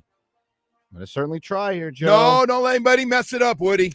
And I don't want anyone's political opinion on this. This is just an advisory here that the FAA is now going to be cutting thousands of flights here, Joe, as the government shutdown continues. And this is concerning because this is like the busy season for travel, right? You got Thanksgiving coming up. You got Christmas and everything coming up. And this is probably not a good situation. Oh, I'll tell you what, you think sports and your favorite teams can mess things up. Not at this level, Getting baby. Stuck at the airport. Oh, that's the worst. I told you there's a limited time. Oh, I'm sorry. You were right, Woody. I should have let you finish. I will say airports have gotten better. Like, there's a lot of stuff at these airports now to do. Miami Airport's got a bunch of restaurants. The last thing I want to do, I don't mind sitting there for an hour and a half or 2 hours having lunch and sitting there yapping, and the food has gotten a lot better at the airports. It really has. You remember we got stuck in Charlotte? Yeah. Coming back a few years ago, coming back from the ACC thing, we got stuck in Charlotte. You were not a happy camper. I got stuck in Charlotte. You get stuck in airports, by the way, more than anyone I've ever met. It's like if you're on the flight, it's doomed. Dallas has not been my best friend. And Denver also has not been my best friend. I spent way too much time including grabbing. It's bad when they tell you there's no more flights. You'll have to grab a hotel. And, oh, by the way, we don't pick it up. You do. All right. This may be, you know what, Joe? It's probably a good Chevy holiday season here. I'm taking the Equinox EV to Orlando for the Canes basketball tournament. That's an easy one. That's, no flying for me. Hey, I got to tell you, we go to Tampa Bay, and Jimmy and Bo go, you driving? Yeah. You taking the Tahoe? And I go, yeah, you feel like a little Tahoe experience? Nobody wants to take that plane. You drive and sit and shoot the breeze, stop a couple times. Yeah. You can have a big night in Tampa, too, if you got your car up there. A little Burns, a little adult entertainment, afterwards. What else you got? Known for that. What else you got, man? Oh, yeah, you're that's right. You're not allowed to do that. All right. Okay, guy. Tough guy. Remember we hit the ESPN and Penn thing yesterday? Yeah. It took all of about 10 minutes after that story broke for ESPN to name DraftKings its new official sports book and odds provider.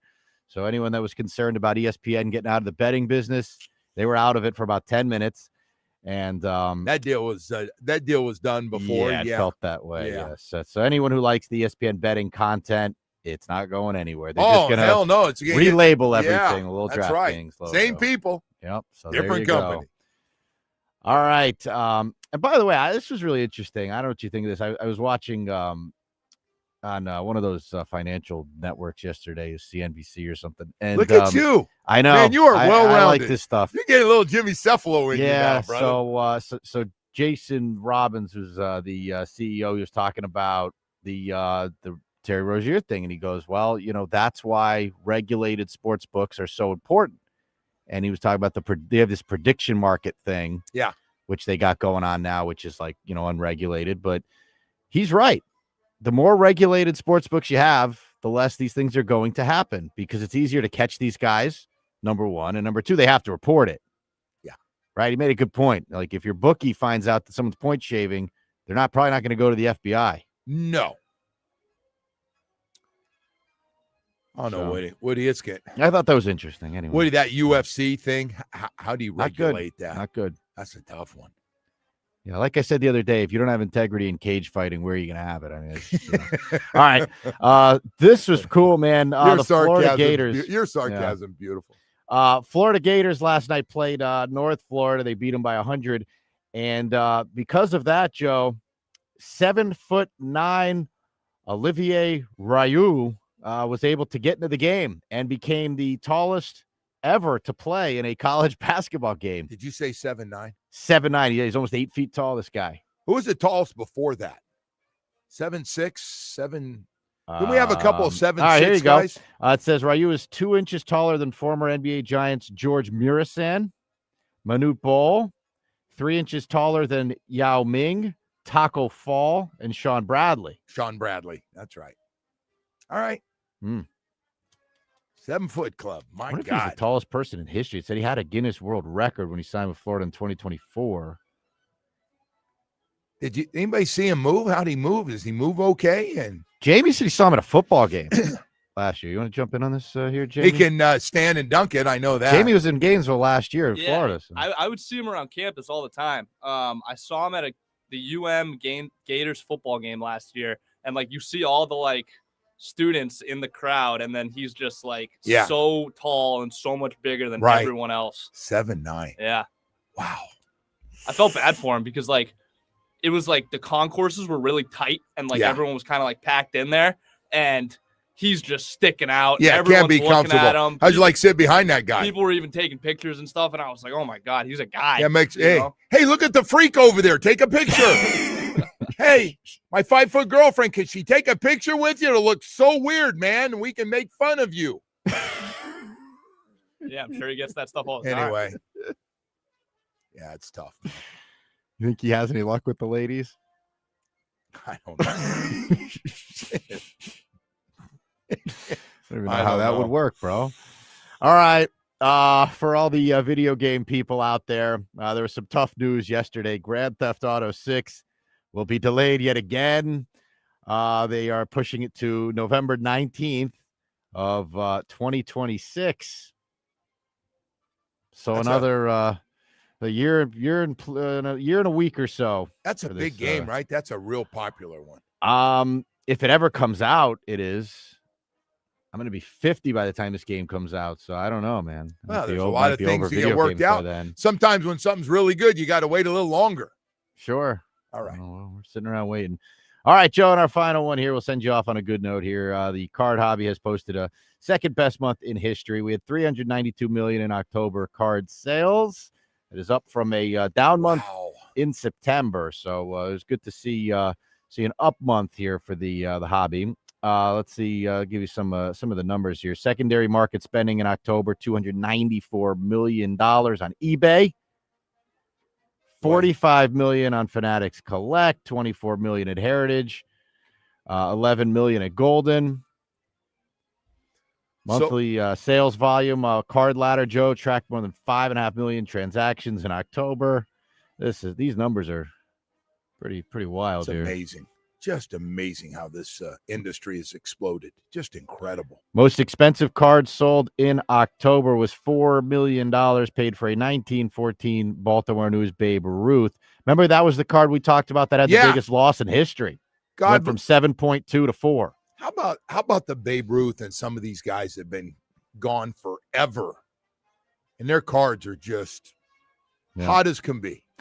Second most expensive card of the month, a 2.7. We hit this one too. There was the private transaction from Golden, the 1986 Fleer Jordan PSA 9, and it was autographed. Okay. So that was part of a secret signing that Jordan did in 2024, they say. So there you go, man. Again, a record 2.7 million cards were graded in the month. That's wild, Woody. That is crazy. Look what you've done to me. You got me buying boxes now because of you. It's a good investment. I don't know if it's good or not, man. I got a bunch of guys actually around me now that collect cards, but some of them just like certain years of cards and that group of players that played during that time and have nothing to do with the value of them. And then I found out, you know the one Yankee. I don't want to get into this here on a Friday too much. Joe D's one of the greatest Yankees of all time, right? Joe DiMaggio. His stuff's not. Did he just sign so much stuff that he killed the value? Yeah, that could be the problem with some of these. Willie Mays is another one. I know you love him. Well, Willie might be the greatest player of all time. No, it's not that Willie didn't play for the Yankees. Now Willie has all these guys have valuable stuff, but again, it depends on the scarcity and rarity of the product, right? These guys, like, I'm guessing Willie, went to card shows all the time and signed for everyone. I got to tell you what they did or Joe D did or wanted. And I maybe Joe D loved his money late in life. He would sit in there. And again, it's the same place, accounting firm that represented him and did all the stuff for him. Same accountant I use and still use. And they'd have him in there, and they go, you can just go in and poke your head in and say hello, but don't bother him. Don't bother him. So I go, it was great, man. I got to spend a little bit of time with Joe D. One of the coolest parts of living down here. That was cool, really, to be around Joe DiMaggio a little bit late in life. That guy signed like he was 25 years old, man. He was signing balls and bats and balls. And, I mean, that guy was signing everything. He must have, he and those guys with him must have made a lot of money. A lot of money. Oh, this was funny. Texas says he's been waiting 25 years, so GTA 6 being a year late is nothing. This is wild. I just looked this up. The last Grand Theft Auto 5, came out September 17, 2013. Oh, he was. I thought he was joking. No, 2013. It's taken them, what is that, 12 years now? What's going on? 13 years. It's gotta be. What's behind that story? Someone said they fired a bunch of people that worked over there. I don't know. Yeah. But my God, man. Okay. Hey, 8 o'clock hours. Let's go. 8 o'clock on a Friday, and almost nothing can mess it up unless you're at the airport. Yeah, it's not. That's all bets are off. Scene. All bets are off. The airport, man. What do you do? I guess you got to get access to one of those lounges or something, right? I hope we can get everything worked out here soon, because after the year, I'm going to California to spend some time with my dad. God bless him. He's still rolling. And why don't you take your Chevy? I'm not traveling across the country. Hell no. You see a lot of cool stuff. No, I'm not at that point. No. How long would that drive take? Way too long. To get to Milpitas? Hell no. Oh, no, you go to Marysville, not Milpitas. Yeah. You just wanted to say that, so that's all right. Hey, Atlantic Men's Clinic. I want to talk about it for a second. It's Friday. Atlantic Men's Clinic's big on Fridays because a lot of guys are going there, a lot of guys setting up appointments, and a lot of guys continue to have great success because low T and ED are gone, man. Hello, my name is Joe Rose, and I had ED and low T, and it is gone. It's been gone for a long, long time. I got to tell you, it's going to happen to every guy out there, because I found out again yesterday some more people are in here laughing and about low T and ED and talking about having it. Guys, I guess, don't go around telling everybody about it. I get it. But I got to tell you, man, Atlantic Men's Clinic, thank you guys so much. If you guys are on your way over to South Florida right now, thank you so much, man, because my results were fantastic. Yeah, I got the T, the PSA test. I knew I had low T, and I knew I had ED. I knew my energy level was shot. My sex drive, there was nothing happening there at all. And, boy, I got the test done, got on the program, and I got to tell you, man, unbelievable results, and it happened quickly. 7 locations in South Florida serve you. I still go to the Plantation location, and but I want to let you know they got a brand new location in Hollywood. It is really, really nice. All of their locations are great, and you're in for great results. But you got to set up that first appointment. 877-455-7300. Are you tired of being tired all the friggin' time? Are you tired of not having any energy and your sex drive is shot? What's left, man? What's left if you can't get out and enjoy yourself and work out like you used to? Be able to eat what you want because you're so active. And, of course, chasing that little wife of yours around. Nothing wrong with that. Just set it up. 877-455-7300. Set up that first appointment and visit AtlanticMen'sClinic.com for more information. Man, it works.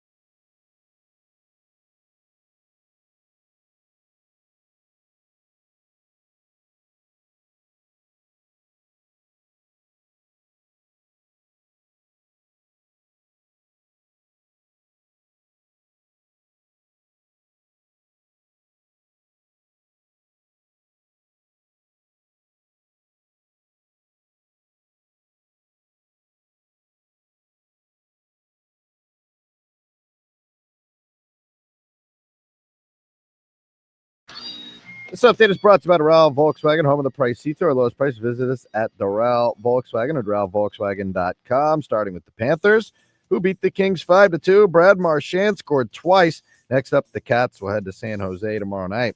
Over to Hoops, and the Heat will host Charlotte in an NBA Cup game tonight. Tip-off is at 8 from the Kaseya Center, and the game can be heard here on WQAM.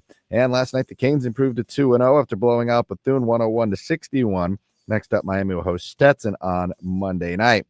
To Canes football, who will host Syracuse tomorrow. Kickoff is at 3:30 from Hard Rock, and the game can be heard here on WQAM with our countdown to kickoff beginning at 11:30. Finally, in the NFL, Week 10 kicked off with the Broncos beating the Raiders 10-7. Week 10 continues on Sunday with the Dolphins hosting the Bills. The Joe Rose Show continues now. 15 minutes of Game Day Uncensored is brought to you by the Lexus Golden Opportunity Sales Event. Get offers on select models now through September 2nd. Learn more at Lexus.com. All right, welcome back here for the 8 o'clock hour on a Friday. Nothing can mess up your day except the airport. I'm not responsible for Friday airport. For anybody that's decided, hey, it's time to go. We're going this weekend. Not me. I'm home. Hey, we've got a lot of stuff. Hey, interesting little matchup. I just heard our gambling guy was on. James Cook versus Devon Achane. That's a good one. You know, in a year where things haven't been great, Devon Achane has been. 121 carries, 606 yards. More importantly, a 5-yard average per carry. Not bad. Not bad at all. And, of course, James Cook is just having out of Miami Central, just having a ridiculous season, second in rushing. He's got 153 carries, 867 yards. Woody, the guy's averaging 5.7 yards per carry. The guy's flirting with 6 yards a carry. This is not high school. This is the NFL. That's impressive. So I'm guessing both teams would like to keep their quarterbacks healthy and not have to throw it 30 times a game, 35 times a game, or this game, and would like to be able to run it. That'll be a fun one. That I'm looking forward to watching to see what happens. Is I think Devon's going to get his 1,000 yards this season, and James Cook, God, he's averaging over 100 yards a game. Amazing what he's been able to do, and staying healthy so far. I guess he sprained his ankle a little bit during the game. It's hard for me to imagine, he's questionable, that he's not coming back to Miami and playing with his family back here. So we've got all that, and we'll see what happens as we got 8 games left, and not exactly sure what's going to happen, folks. I've been asked by everybody's brother every day, including the tennis. The tennis courts aren't even safe now for people that want to give their opinion or ask me what's going to happen next. And I say, I have no idea. Tua's going to be the starting quarterback. Mike's the head coach. And let's go. Only one guy. We only lost one guy, and he's a good player. And everybody else going to line up, I'm guessing, like the team should do. If you're about winning games, you go to every guy, especially all the guys that's names were mentioned in trades. Those guys know what's going on. You can't lie to them. It's a fact. It's business. They actually understand it. They actually understand, like, hey, you've got value. We got to take a look. We don't know if something's going to happen or not. We really like you as a player, but, you know, we haven't gotten off to a great – you got to be straight with those guys because they're agents. Those agents know what's going on, and they're giving updates to the players, and you try to hide something, you got a big problem. So I'm guessing they're very transparent with the players, explaining everything to them and staying up to date. It sounded like that with Bradley Chubb and those guys yesterday. Had talked about it a little bit at camp. We got the Canes back in action against Syracuse. 3:30 start. I don't even look. I know the point spread is off the charts, and I know they got some key guys that have been really good players for them out. One of their top receivers, one of their top corners, and their top running back, Mark Fletcher. Got a lot of guys. Got a lot of good players in their positions, and I am really looking forward, hopefully, to seeing a couple of those young wide receivers get a lot of playing time, get some targets. What did JoJo Trader end up with, 80 yards last week? I don't think he got to 100, but he had 80 early on in that game. You think he goes for 100 this week? I think he's got a good chance to have him because quarterback likes throw to him. Yeah, Miami's got to put up, 6 or 7 touchdowns in this game? I don't know. I'm not doing that. Not doing that. Okay. You do that. You do that I'm not doing that. Just win and look good winning. The question becomes how many teams in front of you can lose over this next month. It's a terrible situation to be in. It is not a good situation. Because it is out of your hands. No matter. The ACC, I mean, can they get 2 teams in? I know Miami's got some good wins, but they have some bad losses. Losses. Those 2 losses is there a path to sneaking into this thing? There's 2 losses they have and hard to overcome all the good they did before they got to their schedule, their ACC schedule. They not only gave it all back, they gave a little extra back to you need so many things that you can't control. It always sucks when you're in that situation, right? Like, hey, we might make the playoffs, but we need 6 teams to lose today, and we'll get the next spot. Like, okay. So you can't control it. You like to be in that situation where you win and you're in, and they're out of that. That is no longer – they have no say-so in that. Virginia, Georgia Tech ahead of them. Louisville. Louisville's got 1 loss. They're ahead of them. They beat them head-to-head. We got to be darn near mathematically out of the ACC thing, right? I mean, that's – but, hey, man, root for some teams to lose. I think the ACC is going to get 1 team in, the team that wins you're probably the right. conference. That's it. You're probably right. The way they're set up right now. Because the problem, too, is also, you don't have any of the flagship programs in the mix, right? The big 3. All right, Florida State, Clemson, Miami. They're not in the mix. No. Clemson's way out of the mix. Hey, Florida State, what have they won? 1 game, 2 games? I don't even know what they've won. Well, it doesn't matter what not talking Lost about track them right now. I know you like getting a little jab in there, but it has nothing to do with the Miami Hurricanes. They gave – all they had to do was lose 1. All they had to do was lose 1. It didn't matter where they finished. Mm-hmm. They're gonna be in with 1 loss. And it's a popular product. People want to see the Canes play. So we'll see what they got. Just wish there was a way to get the losses out of their system during non-conference play. Remember, they would win those. They beat Florida, they beat Notre Dame. It's these wins are great, and it's good for the program and all that. But you gotta beat the ACC teams that you're supposed to beat, or none of this is going to matter. They didn't really beat them though. They beat themselves. Yeah, fair enough. Hey, I mean, they did lose, but you beat yourself. You really beat yourself with penalties and anyway, we can get to it. That's over. Yeah. Can we do really quickly? Can we do a fantasy football report? I got to change the subject. Yeah, go ahead because DBJ's going to join us. Go ahead. All right, fantasy football reports on WQAM are sponsored by Tito's Handmade Vodka. Tito's Handmade Vodka is America's favorite vodka for a reason. Distilled 6 times, so it's just right. Tito's is known for great vodka, giving back and doing good for dogs. Distilled and bottled by Fifth Generation Inc., Austin, Texas. 40% alcohol by volume. Savor responsibly. All right, Joe, our quarterback rankings have Lamar Jackson at 1, Josh Allen at 2, Jalen Hurts at 3, Jackson Dart at 4. Jackson Dart at 4? And Drake May comes in at number 5. Drake May's on fire right now, man. Drake May is a hot name right now for New England. Tua checks in at 21. Running backs, Christian McCaffrey again at the top spot. Jonathan Taylor, Devon Achane comes in at 3. Bijan Robinson at 4. And a questionable James Cook comes in at 5.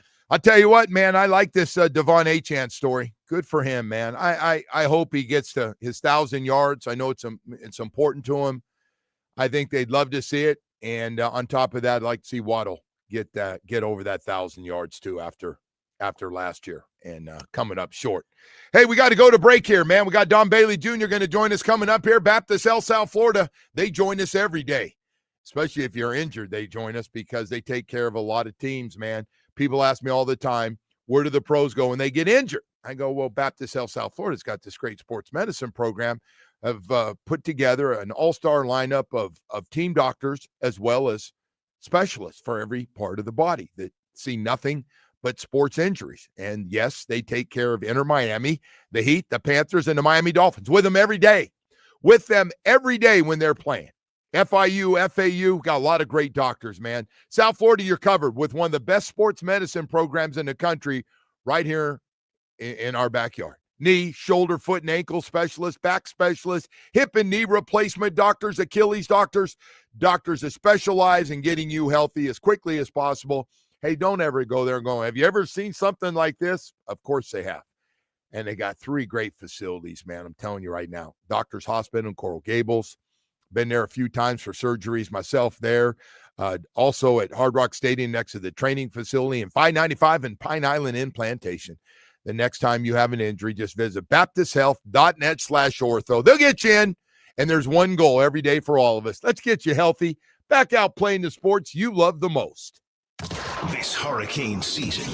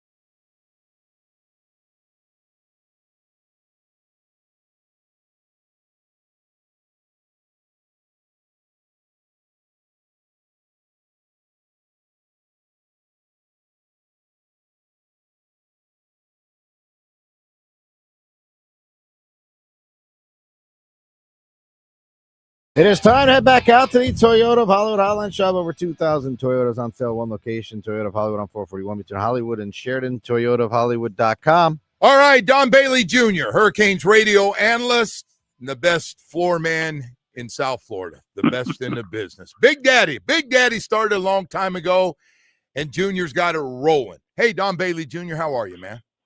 I'm doing good, Big Joe. You doing all right? I heard you crying a little bit about being in pain from all your tennis. Oh, yeah, the body's doesn't allow me to play every day, DBJ. It's a very sad time not being able to have to take a day, either walk. I hate walking, man. I hate walking, but you got to stay active. You know that. You got to stay active. Hey, we got a lot to get to here. All right. Okay. Turnovers, friggin' penalties. We kind of left them out. You can't have those. God, that was frustrating last week. I can't even imagine how frustrating it was the way they should have beat that team all day and all night. Yeah, it got frustrating there, Joe. I'll tell you, the penalties, you thought you had it cured a little bit against Stanford, and then it resurfaced again. So that hurt a bunch. But I'll tell you, the thing that got me the most was the drops and the lost yardage on the drops. And you add in those yards, you add in those completions. And that, if you kept the same interceptions, I mean, really, I think Beck only threw one interception in my mind. Yeah, that was just at the end of the game, but that's the one everybody remembers in overtime. But yes, you're right. Yeah, but listen, the Trader bobble interception, I think, was one of the game-changing plays for SMU. Yeah. I think that they jumped on that. That could have been 3 or 7 points for Miami, and they turned it around. And next play, they put up 7. So I think that hurt, but. It was a game where it's hard to play two people at one time. You're playing against yourself and you're playing against the opponent because of the mistakes you were making.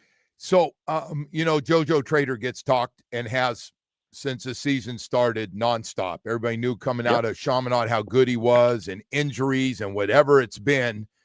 We've seen it. And I know he had some great catches in that. He should have caught that little post pattern between the safety and the corner, and he goes up in the air of all things, and that's a disaster. But we got to keep. I'm looking forward, and I hope we get to see a lot of Trader and Joshua Moore. I want to see more. I want to see our young guys, man. I just think if we can keep them together, and I know it's not going to. Nothing's easy in the world of college football from year to year, but I'd love to have Trader, Malachi, and Moore coming back as 3 of my key guys. Boy, it would just take a lot of pressure off the old transfer portal.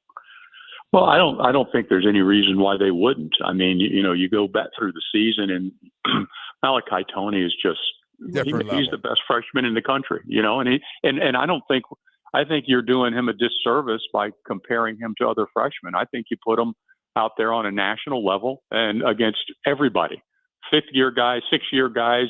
4-year guy, doesn't matter. I think he's got to be talked about. His game is at that level to where nationally against everybody at that position, I want to know who's better. So, I mean, he's an elite talent. Josh Moore, is getting more and more reps, and wants to. I think he was 22 snaps last week. Unfortunately, he didn't have a catch, but he had a two touchdown catch game early in the season, and he's continuing to improve. And I like what he brings. It's hard to find those guys with that kind of speed and that size. Kind of size. Yeah, man, it's hard to do. Hey, so DBJ, we got into it early in the week. I don't know if you were listening about Woody and I disagreed about Carson Beck. I said I thought Carson Beck had a good game there, and a lot of Canes fans disagreed. And I go, look at man, he had a couple that weren't even his fault. They were penalties. He kept some plays alive. Then he had some drops. And listen, some of them aren't easy catches, but you're basically a professional athlete now, man. Everybody's getting paid here. So what do you think of his overall play? I think he played a very good football game. I refuse to throw him under the bus for that game. Again, it's one pick. And then again, I got the play numbers for you. You go look at the 5 catches he should have had. He'd have had 5 more completions. He'd have been, what would he have been? He'd have been 31 of 38 for probably 300 and plus yards. And then the bobble, who knows, you go into this game. I have a problem. Yes. with interceptions. Yes, it bothers me. You look at his interceptions, and at the end of the year at another time, you go in there and how many are you legitimately going to tag to him versus other people? And the quarterback gets the pick. I mean, he gets the touchdown. He gets the touchdown celebration, and he gets nailed if he throws a pick, whether it's his fault or not, whether it's a route, whether it's a bobble. It doesn't matter. He still gets it. But Carson Beck we have to remember, is the same guy that threw 4 touchdowns against Florida State, but he's also the same guy that got tagged with 4 picks against Louisville, like he got tagged with 2 against Syracuse. And they're not all his fault, but he's going to get tagged with them. I think he played a great game. I think he's trusting the heck out of his pocket, Joe. I mean, you think about he what should. that offensive That's the line best is. damn He pass damn protection. Sure should. He damn sure should.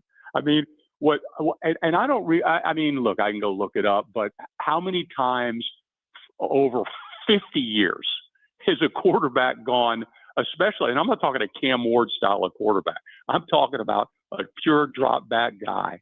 How many times have anybody gone 4 consecutive games without a sack? So you don't think that group is first of all, the best coach, in my opinion, their offensive line coach does a phenomenal job.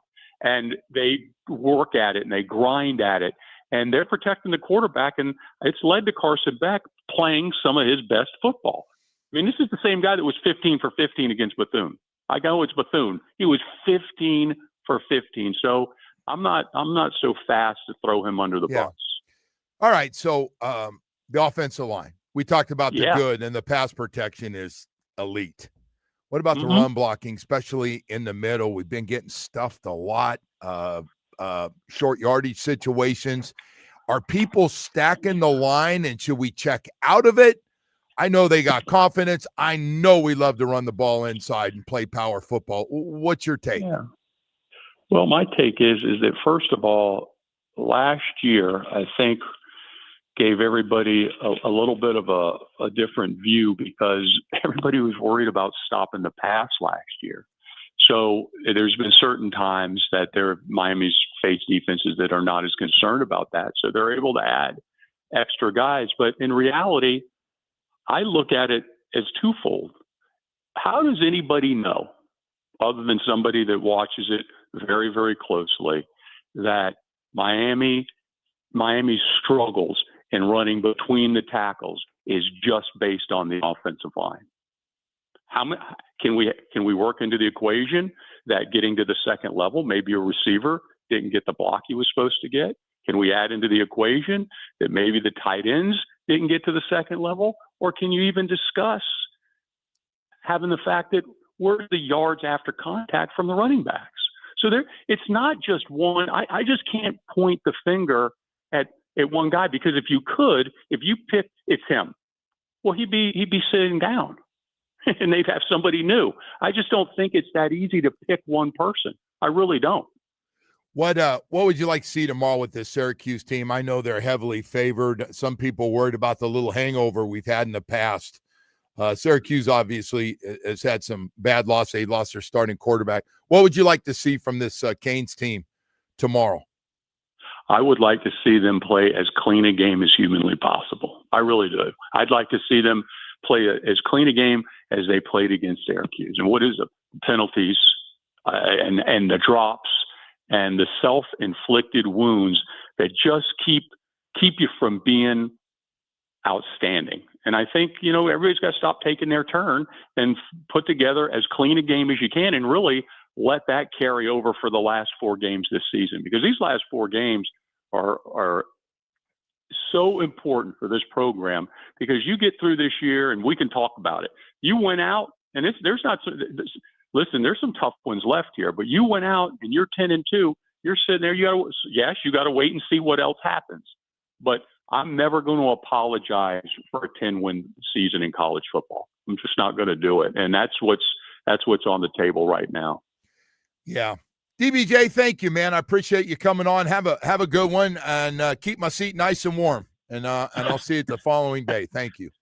You got it, buddy. Have a great day. All Thanks. Right. Don Bailey Jr., Hurricanes radio analyst, joining us this morning. We've got more stuff coming up. Steve Tasker, former Bills great, obviously host of Bills Live, does a simulcast show for radio and TV up there, and Steve's going to join us coming up here in just a few minutes. We'll talk about the Buffalo Bills coming to town and how they're playing right now overall. Number one offense coming to town with Josh and James Cook playing out of their minds right now. All right, right now, I want to take a break here, but before we do, I want to tell you about the main man. Guess what? The main man sent me a message, said, oh my gosh, we've gotten so many calls and emails, people looking to buy your businesses. They're moving down here. They're moving all over, Palm Beach and Broward and even still Dade. They're coming, man. More and more people are coming to South Florida. And the main man just says, hey, man, if you're tired of being tired right now and you're ready to sell your business, you might want to speed up the process because he's got a lot of buyers looking to buy businesses just like yours. The main man, Anthony Caliendo at the Business Broker Experts, is the best business broker in the state of Florida. It's Friday. You're burned out again. You're tired, and you're asking yourself, is it time? The main man can help you. He can do it. He puts it all together for you, really does, specializing in exit strategies that maximize your value. I'm telling you, a lot of people here, it's time. It's time for you to have somebody can set it up from start to finish, even has a strong relationship with banks that finances these deals. I'm telling you, from start to finish, plenty of 5-star Google reviews. You're going to love Anthony Caliendo, the main man. He can flip your business and cash you out in a big, big way.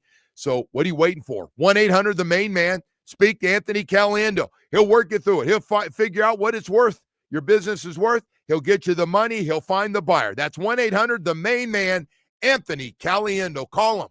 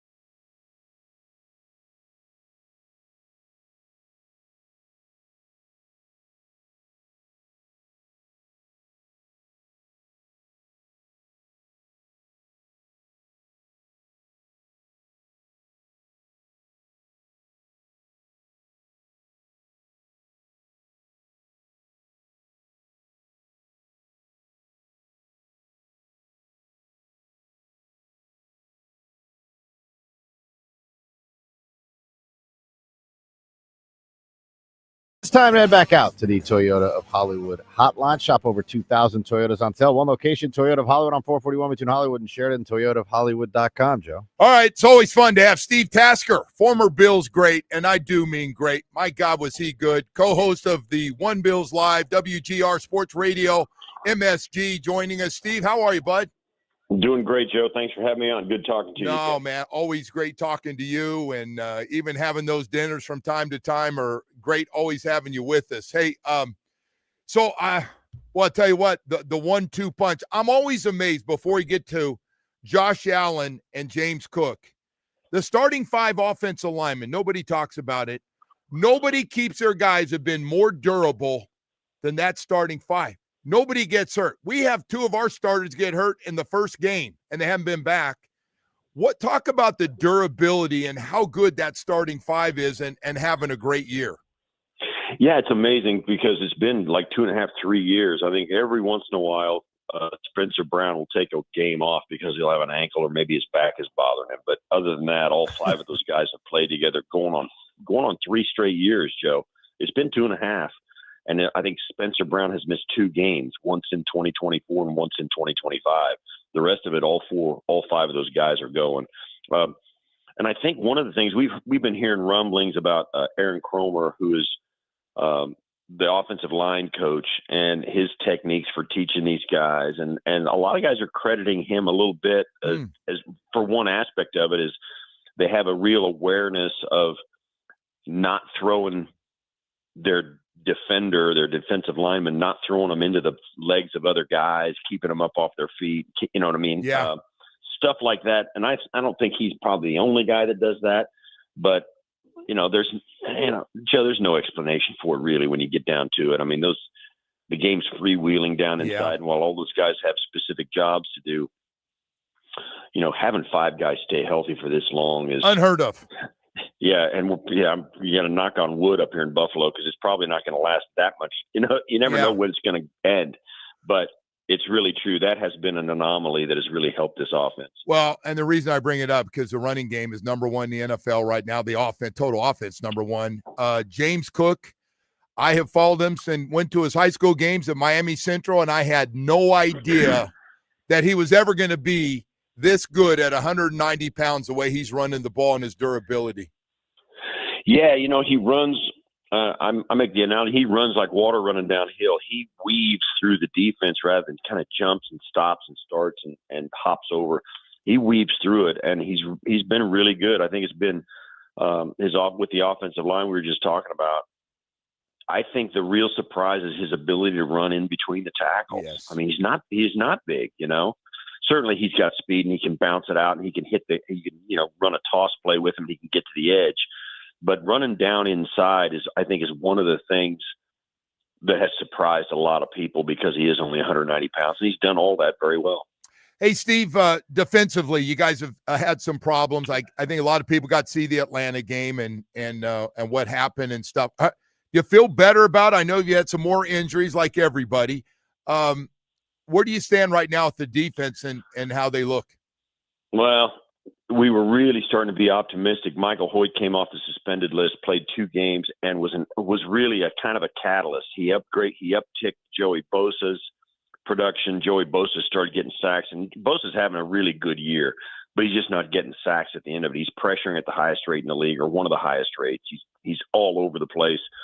And Mike Hoyt really seemed to unleash the rest of the defense. I mean, last week alone, you got Cole Bishop playing like an all-pro in the secondary. You got Max Harrison coming in his second game as a pro, getting an interception and running with Xavier Worthy. All of a sudden, all over the defense, you had guys playing the best we've ever seen them play. And then Mike Hoyt pops his Achilles on the first or second play of the fourth quarter. And now we're back to where we were before that, where it looks like they're going to be struggling to get pressure, struggling to stop the run in certain situations. This defense last year made its money getting turnovers, and those have dried up to a certain extent. They're getting some, but not like they did last year, So that in and of itself is where the defense sits. It's a little bit of a question mark now. They've got some guys playing pretty well, but not together as well as they have played in the past. You know, certainly Steve, not a top defense. Yeah, Steve, it's the wide receiver group gets knocked pretty good. You know, you guys here, they don't get separation and stuff. How is that group overall? They still putting up pretty good numbers as a group, but how are they playing? Well, you're right. I mean, that's been a real sore spot for Bills fans because, you know, it seems to maybe stifle Josh Allen when they need Josh to be good. He doesn't have anywhere to go with the ball. I don't know that any of it's true. I mean, Josh played really well last week against the Kansas City Chiefs. They pushed the ball down the field. I think it is going to look a little different, this offense, because when everybody's healthy, I think, you know, you got a tight end in Dalton Kincaid, who's the number one guy. And that always makes it look a little different than maybe fans wished it did. Khalil Shakir, who is a very shifty slot receiver, he's better at run after catch than he is getting separation deep down the field. So, when he makes a big play, it's usually with a 10-yard catch and a 30-yard run. So for that reason, Bills fans are kind of down on how this offense looks. Now, certainly you're right. I mean, it's hard to complain when you're one of the top offenses in the league and you're turning out yards. And Josh has always been a touchdown machine, you know. But that's where we are in Buffalo. I mean, people are worried and upset about how the offense looks, but you know, they're scoring 29 points a game every week. Yeah, I look at those numbers, and, you know, there are probably a lot of people like we are in South Florida where things have obviously changed a lot over the last week or two that are going, man, those numbers don't look so bad. Hey, I got to ask you, I've been thinking about this and thinking about you, Steve, and about when we made all the kickoff and kickoff return changes as one of the great, if not the greatest cover guy in the history of the National Football League. I was wondering what you thought of the new kickoff and kickoff return rules that they put in. It seems like it's really back in the game. I mean, they're returning like over 70% of the kicks, and you know, you got to. It's a new play that you got to play. And I've been talking to some of the special teams guys, and it's hard to make some space. There's no space down there for the coverage guys. You got to get there fast, and I'm really happy to see the league's commitment to keeping kickoff in the game. You know, there was some talk about going to a 4th and 15 play, 4th and 17 play, and just do away completely with the kickoff. At that time, when they started doing the standing start kickoff, which was, 5-10 years ago, I was in the room when the league had a big meeting about it, and Troy Vincent then expressed his desire and the league's desire to keep the foot in the game. And they have done that. I mean, that play, the kickoff, is back in the game. It's a real thing now, and guys are starting to get the nuances of it, and it's starting to become a dynamic play again. I'm really happy about it because I think it adds something to the game, and you know, it's just nice to know that there's a ton of guys that are getting good work. Yeah. now they kept that play in the game, and it has forced some roster management decisions by coaching staffs as well. So I think it does add a degree of difficulty all the way from top to bottom through your football team. Boy, I tell you what, they're looking for a whole bunch of guys, 3 or 4 guys like you now that can cover and save 15, 20 yards on a kickoff now. And we've seen it up close here against the Chargers. They return one to the 40, 45-yard line, complete one pass, a long pass, kick a field goal in the last few seconds, and you lose a ball game. I know defensive coordinators, I heard Fangio complaining because that combination with field goal kickers, they can all kick it from 60, that it's putting a lot of pressure on defenses. I'm like, well, that's what the league wants, man. Want some more. Yeah. They want more offense, right? Yeah, I think it's going to be it's been an awesome addition. The field placement and their ability to realize that, and it forces the kicking team to put the ball in play. Because of the 35-yard touchback. It's been a plus all the way around. I think teams have had a chance to do it. We saw last week where the Cincinnati Bengals recovered an onside kick against the Bears and gave them a chance to win, only to ultimately lose it at the end. So I think that's probably the next step, Joe. They'll probably have to look at the onside kick rules to see if they can come up with something that'll allow the kicking team a better chance to recover an onside late in the game when they're desperate. Steve, I'll leave you with this one. We sit up here and watch everything going on in the AFC East with you guys, and I know your fan base is going, gosh, we got all these really good teams, but we can't get by Mahomes in Kansas City in the playoffs, and they're doing the same thing in Baltimore, and Lamar's got to hear about this. How do they feel about this team compared to the past teams and what you were able to just do against Kansas City? Well, this is a different club, and you're right. There is a little bit of deja vu in this. The Bills beat Kansas City in the regular season, face them in the playoffs, and can't get past them. It's happened 4 or 5 times, and it's pretty tedious. But so that's the expectations are astronomical, sky high, and when they don't meet those expectations on a week-to-week basis, man, people are ticked. They are really unhappy. So it's a real impatient wait. And you remember what it was like with Dan and Marino and those guys back in the day. You're just impatient for this regular season to get over with so you can get to the playoffs and the games that really matter, because even the fans are impatient to see what this team can do against the best teams and make that walk to the Super Bowl. Yeah, they do.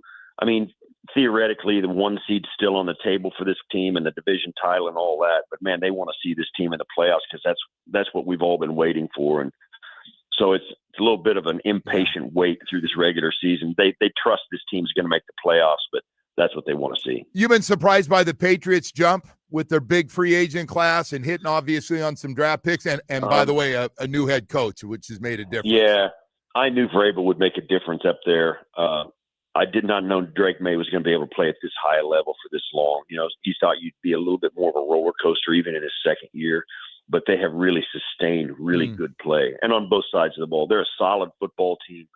They're getting a break. They've got the easiest remaining schedule left in the NFL, and that's going to help them a little bit.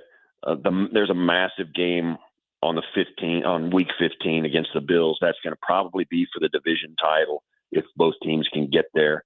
But yeah, I knew Vrabel would make a difference up there. And Drake May he's a real quarterback. He's a real dude. He can play. He is not a stiff. He's not a system quarterback. He's got some skill and some ability and he's able to go off the page, which I guess is part of the job description these days. So yeah, I think I knew Vrabel would make a difference, but man, to have him play this well and this consistently for this long has been a real surprise. Yeah, incredible. The turnaround has been incredible. Steve, thank you so much, man. Really appreciate you coming on. Joe, thanks for having me. I appreciate it. All right, Steve Tasker joining us this morning. On his way to the Hall of Fame at some point here as a special teams player. Unbelievable. More than 200 tackles on coverage. Just crazy. All right, we got to go to break here. We've got Mike Florio going to join us coming up here in the 9 o'clock hour. But right now I want to tell you about Atlantic Men's Clinic. I can't go without telling you on a Friday because there's a lot of guys out there. They're dealing with low T and ED. And I get it, man. We don't go around tell people when we have it. But your energy level is shot. You have no energy. It's Friday and you're already sleeping. You're already thinking about going home and sleeping all weekend. You haven't been as active. And you're going, well, it's age. And ED is followed. Sex drive's gone. Nothing's working like it used to. Hey, man, if you're going through this and you want to get rid of it, you can, because Atlantic Men's Clinic specializes in knocking out low T and ED. This is what they do, and nobody does it as well. Put you on a safe, professional program to get you unbelievable results. I'm talking firsthand, man. I had everything. The PSA test, I met with their professional staff, sat and looked at my results, and then said, here, let's go. This is going to do it. And, I asked the same question you asked. Well, how long before I'm going to start to notice? And, man, it happened fast. I got great results. It's been a year and a half. I've been telling everybody to listen. It works, man. Atlantic Men's Clinic works. 7 locations in South Florida serve you. Brand new one in Hollywood. I still go to Plantation. Tell the girls I said hello when you go in there. Call them today at 877-455-7300. The most important appointment is the first one. At least hear what they have to say. If you care enough to go there, I'm guessing you care enough to get on the program and knock out ED and low T. Visit AtlanticMen'sClinic.com today.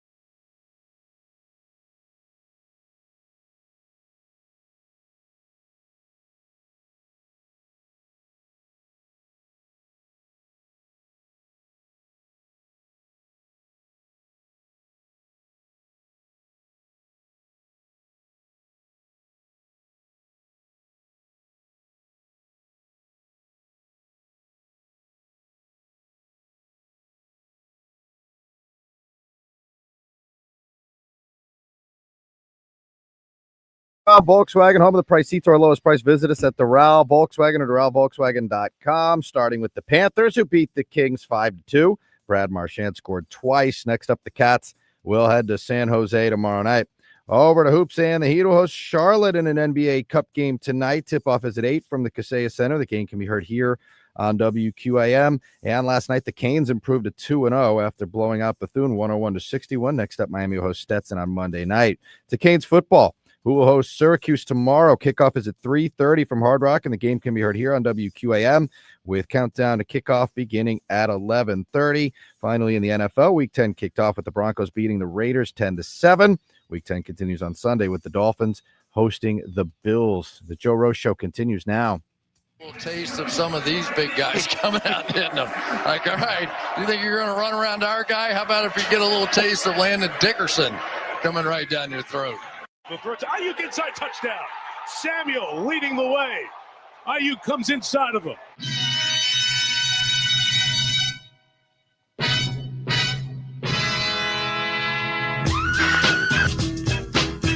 Woody, you're a bad man. But nothing except that airport can really mess up a Friday. By the way, thousands of flights, they say. I refuse to do Friday flights. Those have gone poorly for you? Not good. Yeah. I have a real. I'm on a. You're saying it's a busy day of travel. Huh? I'm just saying they're all busy, but I'm going to start flying like whatever the dead day is. Was it Sunday or Saturday? I'll fly any day to give me a chance to get home. That one stop I got to do from Sacramento. I got to do a stop someplace. It's either Denver or Dallas. You're flying to Milpitas International.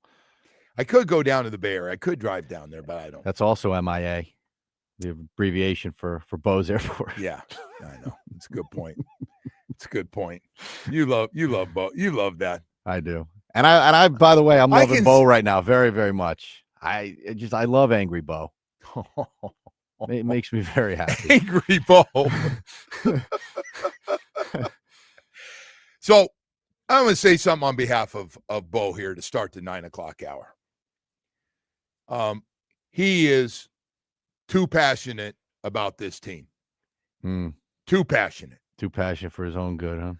I get it, man. And he calls and he's, mad guys don't come back, and he's, wants he wants guys to hurt, and he wants them to play better, and he always says, Joe, we got more talent than this. We got more talent than this. And it's just frustrating. And then he hears things they say, Tua specifically, and it drives him nuts. He just goes, what'd he say?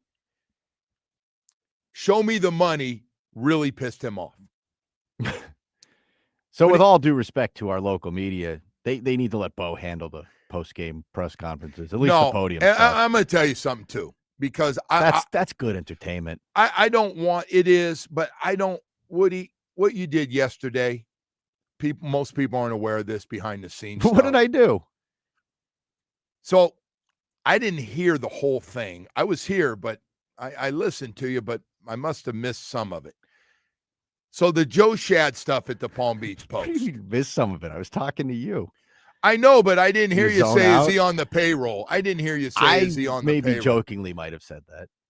Well, he doesn't know you, and he goes, no, and maybe he's being sarcastic back. No, I'm not. And none of the writers are on the payroll. I know that, obviously. So, I mean, come on. Of course I know that, but I really much, I like supporting our local writers as much as possible. I think the local coverage is incredibly important, if we're going to be honest here, but I think we need to let Bo handle those press conferences. Okay, that's your thing. So he'll ask the right questions. Just, allow him his opportunity. Tell you, if he's fired up and it's an ugly. But that's why I'm saying this game has the potential for that.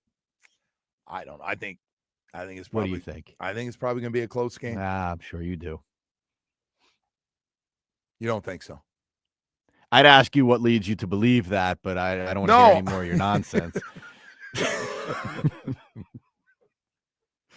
I mean, they have had Josh Allen's number in fairness, Man, you got to – no, he was 14 and 2 smart ass. But, man, you just then any part of you, like before the game, you go, all right, maybe these guys bond together and play their ass off. And Joe, I'm going to spend 3 hours of my Sunday watching.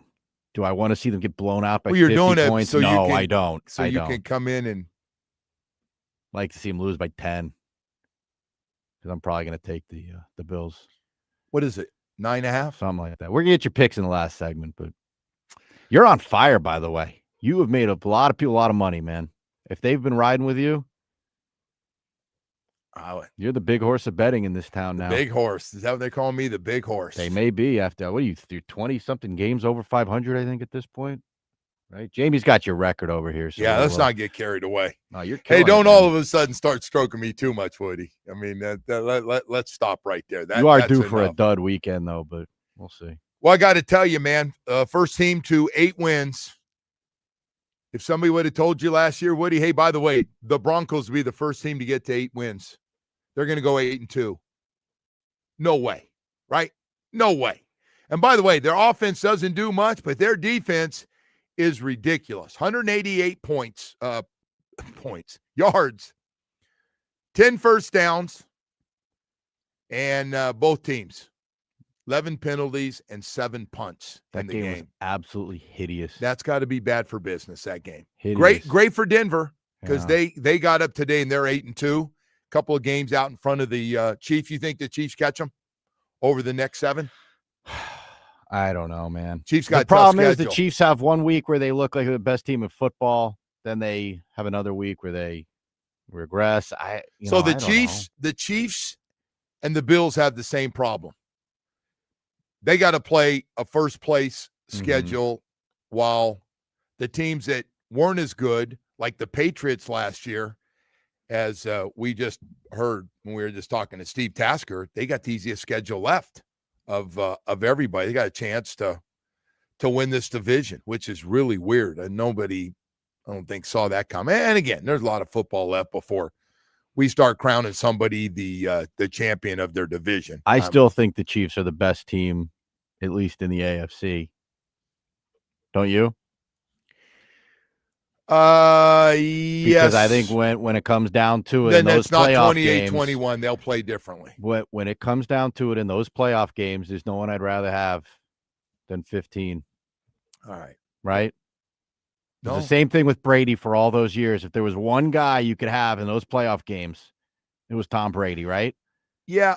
And I take Patrick Mahomes over. But I got to tell you, man, I don't think Josh Allen's that far behind him in playing. He's and not. I know his team's He's not. And Josh Allen might, physically he could do a lot, some of the stuff that Patrick can't do, right? But again, man, if it comes down to winning a playoff game, that's the guy. All right, Woody. Listen, man, we're going to come back, and Mike Florio's going to get everybody fired up here you got to have Mike getting you a little fired up on a Friday from Pro Football He took Talk. a swipe at the Dolphins last night on Twitter. What'd he say? He goes, they're booing the Broncos like they're the Dolphins. Because the fans were booing last night. I don't know if you heard that. They were booing the Broncos because they. So now they're spoiled. Now 10-7 wins. So Florio goes, "What is this? They're booing the Broncos like they're the Dolphins." Yeah, it was very. All right. Dolphins caught a stray and all that. that. I'm glad you gave me a heads up on that, so we can have some fun with him on that. Hey, I want to tell you about your South Florida Chevy dealers. It's a weekend.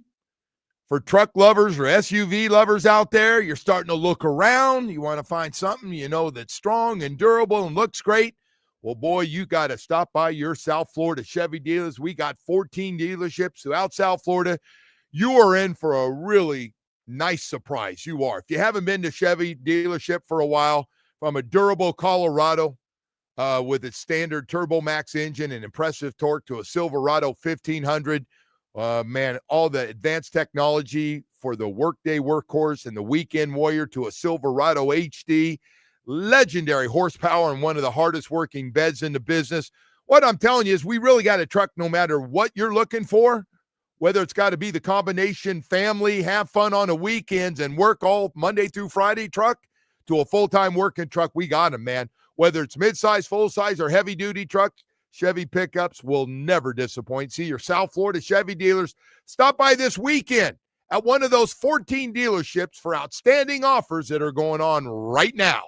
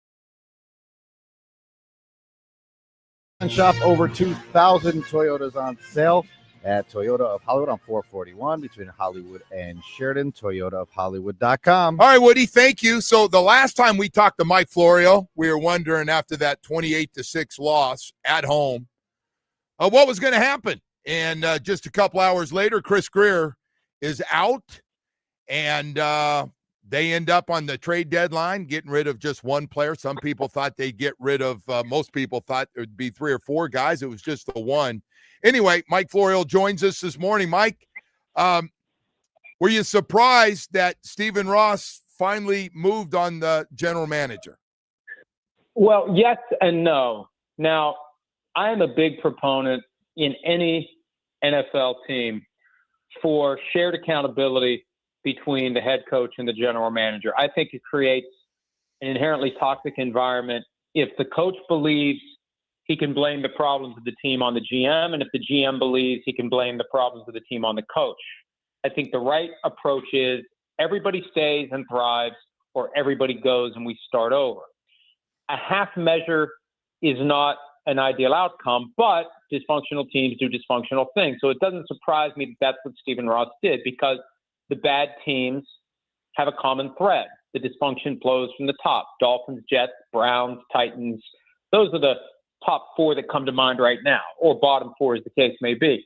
So it didn't surprise me, but I don't think it's the right solution. I don't think that firing the GM, making the head coach a de facto lame duck, if he even makes it through the end of the season, and I know reportedly he's safe, but that's all subject to change whenever Stephen Ross decides he needs to make another half move and make it a whole move. But it feels like a new regime is coming, and the rest of this season is preseason in advance of 2026, with decisions being made about who's going to stay, who's going to go. And of course, those decisions ultimately will be made by whoever is hired to be the GM and the head coach, knowing that they have a $54 million cash and cap anchor next year in the form of the contract that never should have been given to Tua. And I'm not trying to be critical of Tua. I'm critical of the fact that Tua shouldn't have received $150 million fully guaranteed over 3 years. That just shouldn't have happened. And the next regime is going to have to deal with the last guaranteed installment of $54 million. You know, a lot of people think Stephen Ross is looking at this as Tua and Mike being connected together to see how this thing goes the last 8 games. You're not buying into that, are you?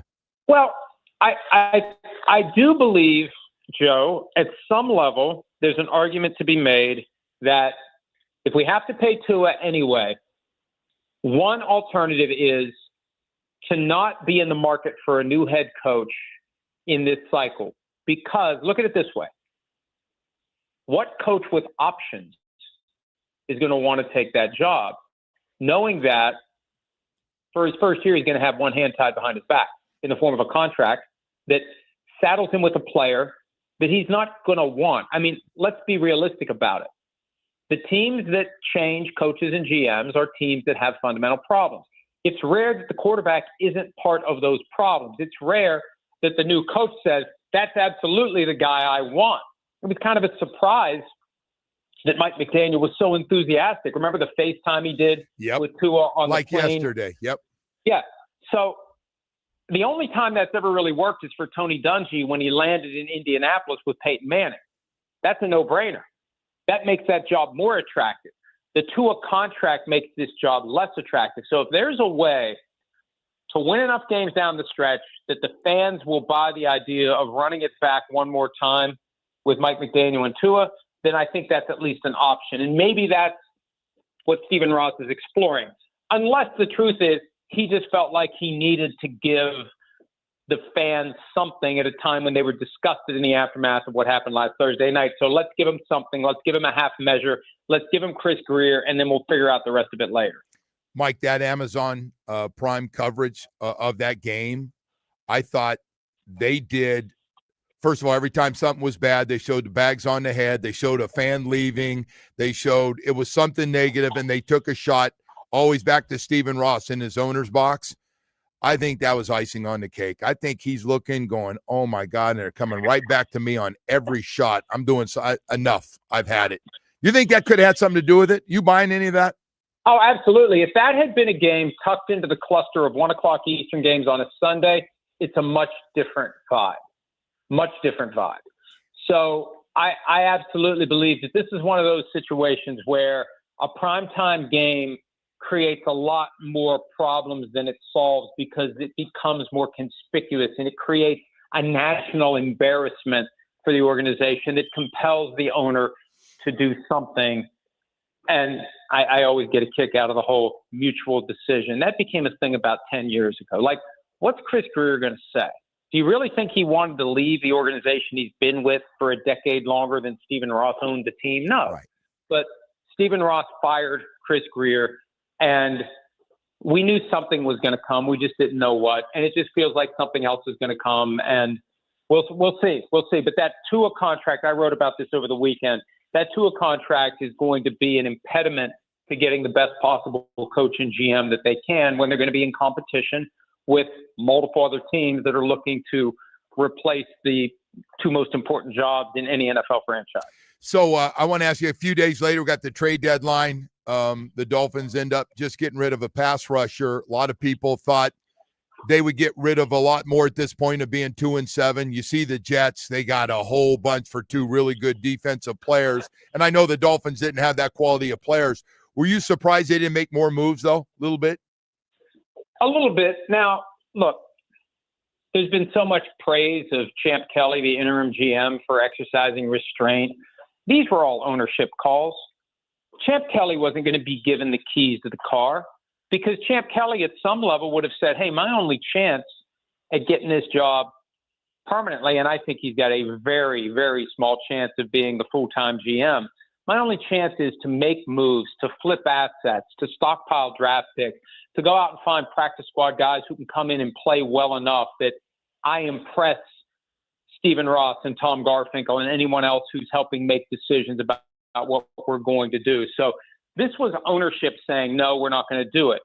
And the difference between the Jets and the Dolphins is simple because people are calling what the Jets did a fire sale. That's not a fire sale. They sold at retail. They came out of those transactions with 3 first-round picks, a second-round pick, and 2 players. That is not a fire sale. A fire sale is taking whatever you can get. If they were engaged in a fire sale, they would have traded Breece Hall. They would have traded Jermaine Johnson. They would have traded Michael Clemens. So the Dolphins had opportunities, but, for Jalen Waddle, I heard they wanted a 1+. And if they don't get a 1+, they're not going to trade him.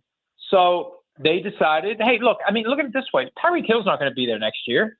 Unless he redoes his contract and takes a hell of a lot less than what he's due to make, $36 million total compensation package, he's not going to be there. Yes, so you need to have somebody. And Jalen Waddle has proven that he's a high-end talent. He was a top 10 pick. He earned a second contract. You're not going to move on from him just to get anything you can. So I think that's what it came down to. They got value that they deemed was appropriate for Jalen Phillips. And for the other players, they didn't get an offer that they evaluated and said, this is the right offer and we're willing to make this move. So now, again, it's not Champ Kelly. It's ownership saying, I'm not going to just give away my players because we're currently circling the drain and we're going to get anything we can in the hopes of loading up as many picks as possible. So, and the other side of it too, you could always trade guys in the offseason. And true. Maybe you can get more for Jalen Waddle in the offseason because any draft picks you get now, you're still not using them until April. Right. You can trade somebody in March and you get the same draft pick that you use in April of 2026. So, Mike, flipping teams here a little bit, this Kyler Murray thing. If somebody would have told me Jacoby Brissett, who's been on 6 or 7 teams, and he's a South Florida guy, Dwyer High School, it was going to be the starter, and Kyler Murray basically looks like, I listened to some of your stuff you guys did yesterday, he's out. He may never play again, in Arizona. I would not be surprised if he never suits up for the Cardinals again. When you look at his contract, when you look at the circumstances, when Coach Jonathan Gannon said last Saturday that Jacoby Brissett would start on Monday night against the Cowboys and Kyler Murray could have a role, I took a step back because that was the weekend that we're all trying to figure out who may get traded. Where are the hot spots? And I started poking around whether or not Kyler Murray could get traded before the deadline. Now, it became quickly clear there were far too many moving parts, too many things that would need to be done, not enough teams that would be ready to take on his contract, not enough teams that he'd be ready to join because it's not a rest of the season move. it's a longer-term move if you're Kyler Murray jumping from one team to another. But through the process of investigating that and coming to the conclusion he wasn't going to be traded, I also came to the conclusion he's going to be traded after the season. And it could be when you look at his contract, he's got $39 million fully guaranteed next year, another $19.5 kicks in on the 5th day of the league year.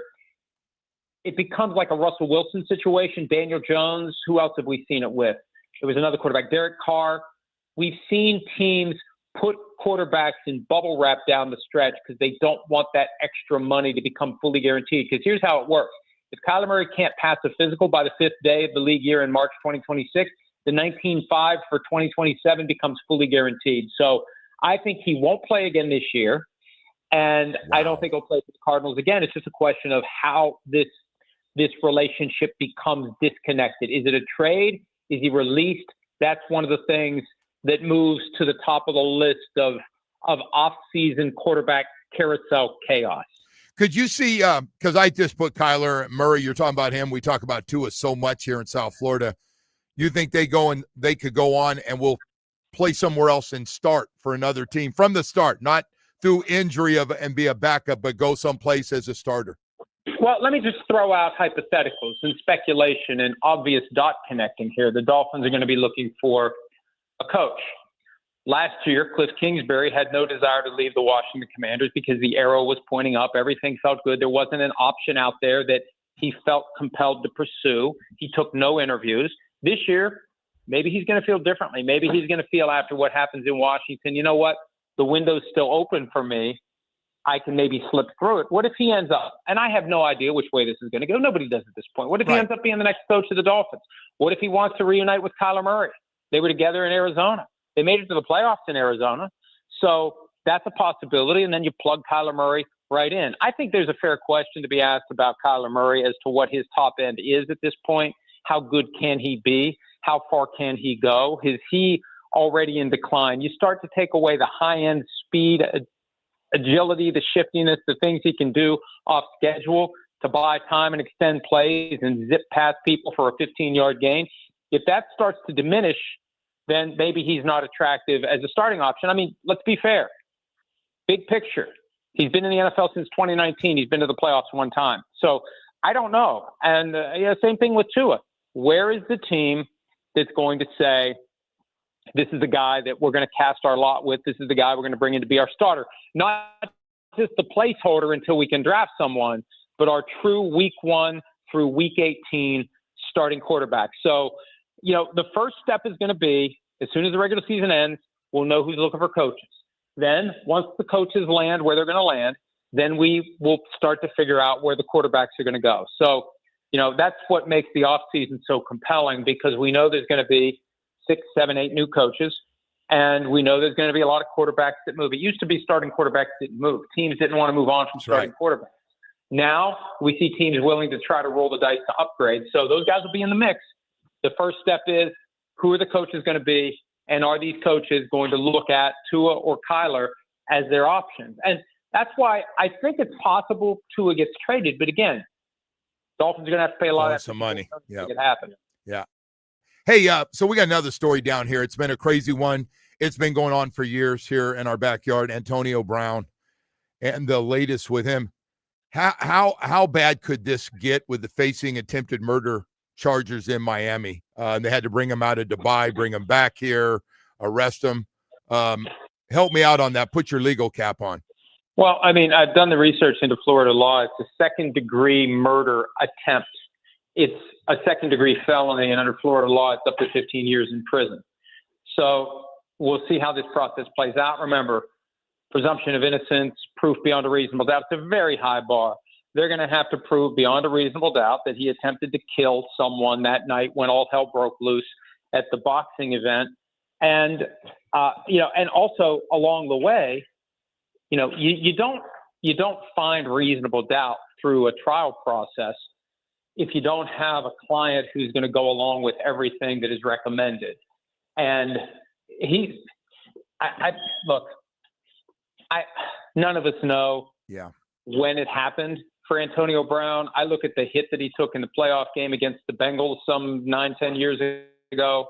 He took that vicious hit And I noticed a change in him after that. I mean, I've interviewed him in person both before and after, and there was a difference after that hit. And it's unfortunate. He says himself he's got CTE. I mean, nobody knows because they can't diagnose it in someone at this point until the person is deceased. But that's going to be part of the challenge. To beat these charges, he needs to be a good client. He needs to be somebody who takes the advice his lawyers give him and acts on it and makes good decisions. He may decide to turn down a plea deal that would be very favorable and roll the dice on going to trial. He may insist on testifying at trial. So there are a lot of things to be determined here, but what we know is this. He was sufficiently concerned by that warrant that he left the country, and he stayed out of the country for months. And now he's been apprehended in Dubai, and he's going to have to face justice on this thing that he initially said. I remember when it all hit social media that weekend in May, it looked like he was the victim. Yes. And he said he'd been cleared. And we found out not long after that when they investigated, they realized that they believe he's responsible. And prosecutors typically don't go forward with these cases unless they think they're going to get that conviction by proving the guilt beyond a reasonable doubt. Just an incredible story. Just a talented guy to just everything that's happened. We were doing stuff off the field, arena football, furniture throwing, jumping a guy who's moving his furniture back from the West Coast. I mean, it just goes on and on. Anyway, hey, Mike, thank you. Really appreciate you coming on. Thank you very much. Thanks, Joe. Have a great weekend. All right, you too. Mike Florio from Pro Football Talk. We're going to go to break here. We got a lot more. We're going to take a look at some of the games coming up. Man, if you want to win big, I got some good ones for you coming up.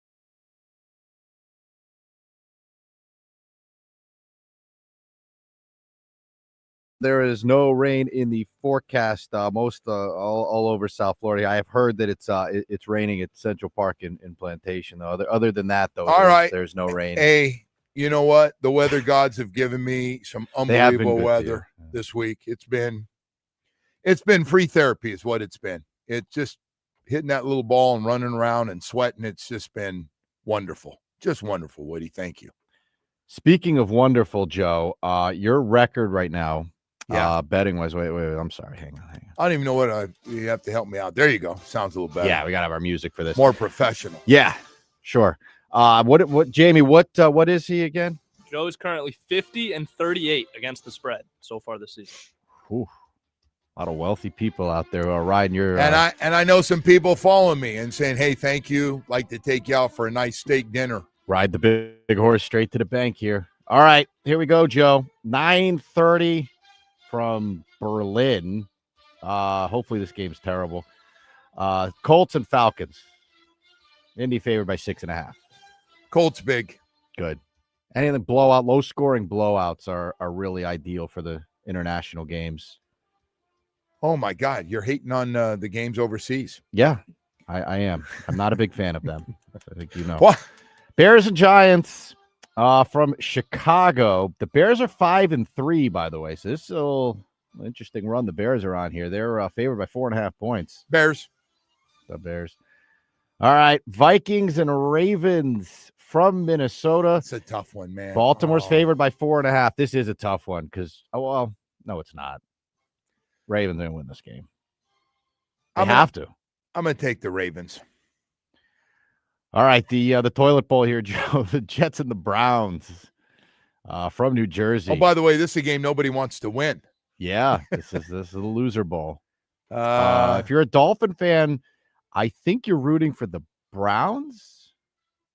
I don't know if I'm right about that, but I'm going to take the Browns in this game. Favored by 2.5 points. Yeah, I'm going to take the Browns. Excellent game here at 1:00. Bucks and Pats from Tampa. Buccaneers favored by 2.5 points. Both of those teams only 2 losses. I'm going to go ahead and take the Bucks to win this game because they're at home. But boy, I do like this New England team. All right, another team who has turned it around faster than the Dolphins, the Panthers. They are 5-4. They will host the Saints. 1:00. Carolina favored by 5.5. Yeah, I like them. They get into 6-4. Yeah, I like them. Saints, another team not interested in winning at this point. So it would seem. Texans and Jaguars from Houston. Jacksonville favored by 1.5. Jags, by the way, are 5-3. Oh, man. I'm going to go Jags. All right. You go against the home underdog, that Texans defense home is underdog. Really good. That Texans defense gets after. I'll give you one opportunity to switch if you want. I'll switch. Texans. All right. A lot of conviction in your picks. I didn't feel good. I circle that game. I didn't feel good. Hey, bro, look, you're 12 over 500. You want to pass on it? All right, so you pick both teams, and then he's passing, Jamie. All right, 49ers and Rams from Santa Clara. Both of these teams have 6 wins. The Rams are favored by 4.5 points. Yeah, I like the Rams. I think the party's about over in San Fran. You say that every week, though, don't you? I know they're fine away, but that's clearly the 3rd best team in the West. Seattle's really good. LA looks good. I kind of love San Francisco in this. You do? 4.5 point home underdog. I'm not changing. Jeez, I'm not changing. By the way, tickets are expensive over there. It's just tickets as low as $170. Is that a big rivalry? Yeah. I'm not. I've done this with you, the history lesson in California. I'm not doing it again. I thought it was the Dodgers and the other teams that are always stabbing the each other. I didn't know it was the Rams. Lakers, Golden State. There's some good ones. The Rams had fans. All right, Commanders and Lions from Maryland there. Detroit favored by 7.5. Yeah, they're gonna beat them up. Stop right there. They're gonna beat them up pretty good. And Coach Campbell gets a chance to run it up on you a little bit. He likes to flex those muscles. Yeah, you're usually somewhat safe if you ride with that guy with a big spread there. If Chargers, he beats you by 20, he wants you by 40. Go ahead. Yeah, a couple of 3-loss teams on Sunday Night Football. Chargers hosting the Steelers. LA favored by 2.5. Man, God, the Chargers' offensive line is so bad. Boy, you're struggling with this one. Oh, You want to pass? no. It's kind of a big game. I really prefer you didn't pass, but I'm going to take the Chargers. Okay. Are you ready for some college games? Yeah. All right. At noon, we got noon tomorrow. Number 8, Texas Tech hosting number 7, BYU. Texas Tech is favored by 11.5 points. Texas Tech and all that money that BYU's they have in undefeated. that program. I know BYU strong too, but I'm going to go Texas Tech. All right, at 3:30, number 3, Texas A&M. They're undefeated. They go on the road to play number 22, Missouri. Texas A&M's favored by 6.5 points. Who's favored? Texas A&M. Yeah, they by should 6.5. Texas A&M again. All right, at 3:30, number 20, Iowa will host number 9, Oregon. That is a 6.5 point spread there. Like Oregon big. Okay. Now I'm sensing a lot of conviction in your picks. Number 15, Louisville, hosting the Fighting Joe Roses of Cal. Louisville is favored by 18.5 points. How'd that game get on the national TV? We by the way, we have a little respect out there. We're going to take the Golden Bears in the 18.5. All right. Those guys would be smoking weed all over that. We're all around that. Okay. Up on Marijuana Hill, up above it. They'll smell it. It'll mess those guys up from Louisville. Tremendous. All right. Number 4, Alabama hosting LSU, who have rid themselves of the disease that is Brian Kelly. Bama favored by 9.5. Oh, man. I'm going to go Alabama. All right. And now let's bring it back home. Here, Joe, our most important games of the weekend. Number 18, Miami hosting Syracuse. Miami is favored by 28.5 points. I'm taking Syracuse. That's just too many points. Fair. That is fair, by the way. That's ridiculous, man. I think Miami's going to beat them by 100, but okay. I kind of say that every week. Hasn't gone well. All right, Dolphins and Bills, 1 o'clock. Hard Rock Stadium, Buffalo favored by 8.5 points.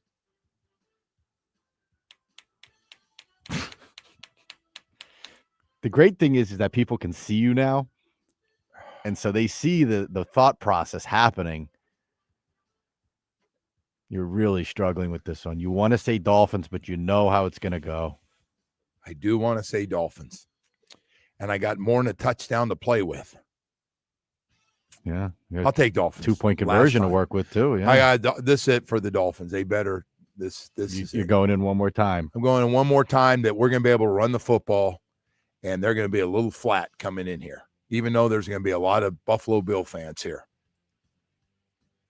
All right. Bet with the heart. Doesn't usually go well, but no. One more for you. I'm going to throw you a bonus one here, all right? Got Heat and Hornets in a cup game tonight. Miami favored by 4.5. Yeah, I like the Heat coming back home big, even though Bam's out. All right. I like cup game. big. Those cup games are you got to win those. Not exactly sure why, but yeah, I don't either. But for some reason, I know the floor looks different tonight for the cup game. Yes, though. it does. How about another bonus game? All right. Well, you're full of bonuses. This is a big one here. Inter Miami and Nashville. Inter Miami is favored in this game. They're at minus 190. So you're laying some juice here, Joe. Do you want to take the Fighting Messies? Yes. All right. There's no way, man. Selling tickets. Freedom Park. We gotta this is too important. Messi's a big part of it. He goes for 2 goals, even with Suarez out tonight, being suspended, or tomorrow. He'll be fine. All right. I think that covers. I don't want any more bonuses. No more? I don't feel good about some of my picks. I'm a little sick to my stomach thinking about some of the picks I just made. I think your picks are good, man. I think you're all right. You talked me out of a couple. You talked me into literally, you had me change on one game twice. You want to tell me who you think's going to win the Sao Paulo Grand Prix this weekend? No, I have no idea. Okay. Why don't you tell me? Looks like George Russell's got the fastest practice time at the moment, followed by Max. Man, you got Lando, the bug. Oscar. You got the bug, man. I mean, it's on. It's on right in front of us. I know, but you got the bug. You just. I love it, bro. We're an F1 market, though, so for you to not give a pick is almost disrespectful. Just give me something. You are. Give me a pick. We need. No, you want Max? I'm not giving you a pick. Fine. I just love this. You're trying so hard to F1 me. You really are. You're dying for me to go out there with you and Leon and just stand there. It's the best, man. We love it out there. You do. Man, you love F1. When did you get the bug? Do you have it before or have you always had it? No, I went, and I just thought it was really cool, and we went out there. You want to buy one of those cars or something? They're like $1 million a piece. I think they're $10 million, we found out, didn't we? I don't know what. Yeah. Well, either way, I don't think I'm going to be buying one anytime soon. Oh, you are beautiful. You are... They're calling you Homer Joe on here. This guy's just laughing. You said you're sick to your stomach. I feel like I lied to everybody. No. You don't know what's going through my mind. I was like, oh man. You know what's messed up too is like I've listened to you on some of this Dolphin stuff in the like my favorite one was the Seattle game with the Skylar Thompson. Oh man, you won't let that go. That one stunk. You were. I thought I was getting preseason Skylar. You had a bad read on that. I'll never game. do that again. Now I can't say anything good about the guy. You see who surfaced last night, by the way? Kenny Pickett. By the way, he might be in 9 lives. He might be one of those guys who must be a good team done, guy, 13, though, right? 14 years in the game. Boy, that thing, he had it too, man. Played for Pitt, right out of Pitt, gets drafted by the hometown team, thought it was going to work, and it just had it working. Get to see Mariota in a couple weeks. Yeah. That guy's wherever there's a backup that's needed, he's there. Way, one day we have to do who's had, of all these quarterbacks, who's had the most backup starts? Is there any one guy? Like Gardner Minshew seems to pop up a lot. That's a good one. He pops up. Who else? Oh, Carson Wentz. Carson Wentz popped up all over the league. Yeah. Mariota's. I think he Mariota might be number one, but I think Mariota's. Jameis has had his fair share of the guys that look to go places where they know the guy could get hurt, and you got to be like the ultimate team guy, right, to ride that thing, that backup job, that many years. Ultimate team. You call money you can't make in the real world for a long time. It's brilliant. Some of these guys play 13, 14, 15 years. All right. Best of luck to all players who are riding your picks here. Yeah. Go Dolphins. I feel a little dirty about the Dolphin one. I do feel a little dirty. You want to change? No. Last chance. Sticking with them, man. You want to pass? No. All right. You're sticking with the Dolphins. I got 9.5 points. 8.5, bro. Don't give yourself. Wait, did you say 8.5 or 9.5? What's the difference? You want to change your pick? No. All right. Good luck. Thank you, Woody. Hey to everybody out there, man. Have a great weekend, and thanks for hanging in there with us as we'll see how it goes this weekend, man. Have a great weekend, everybody.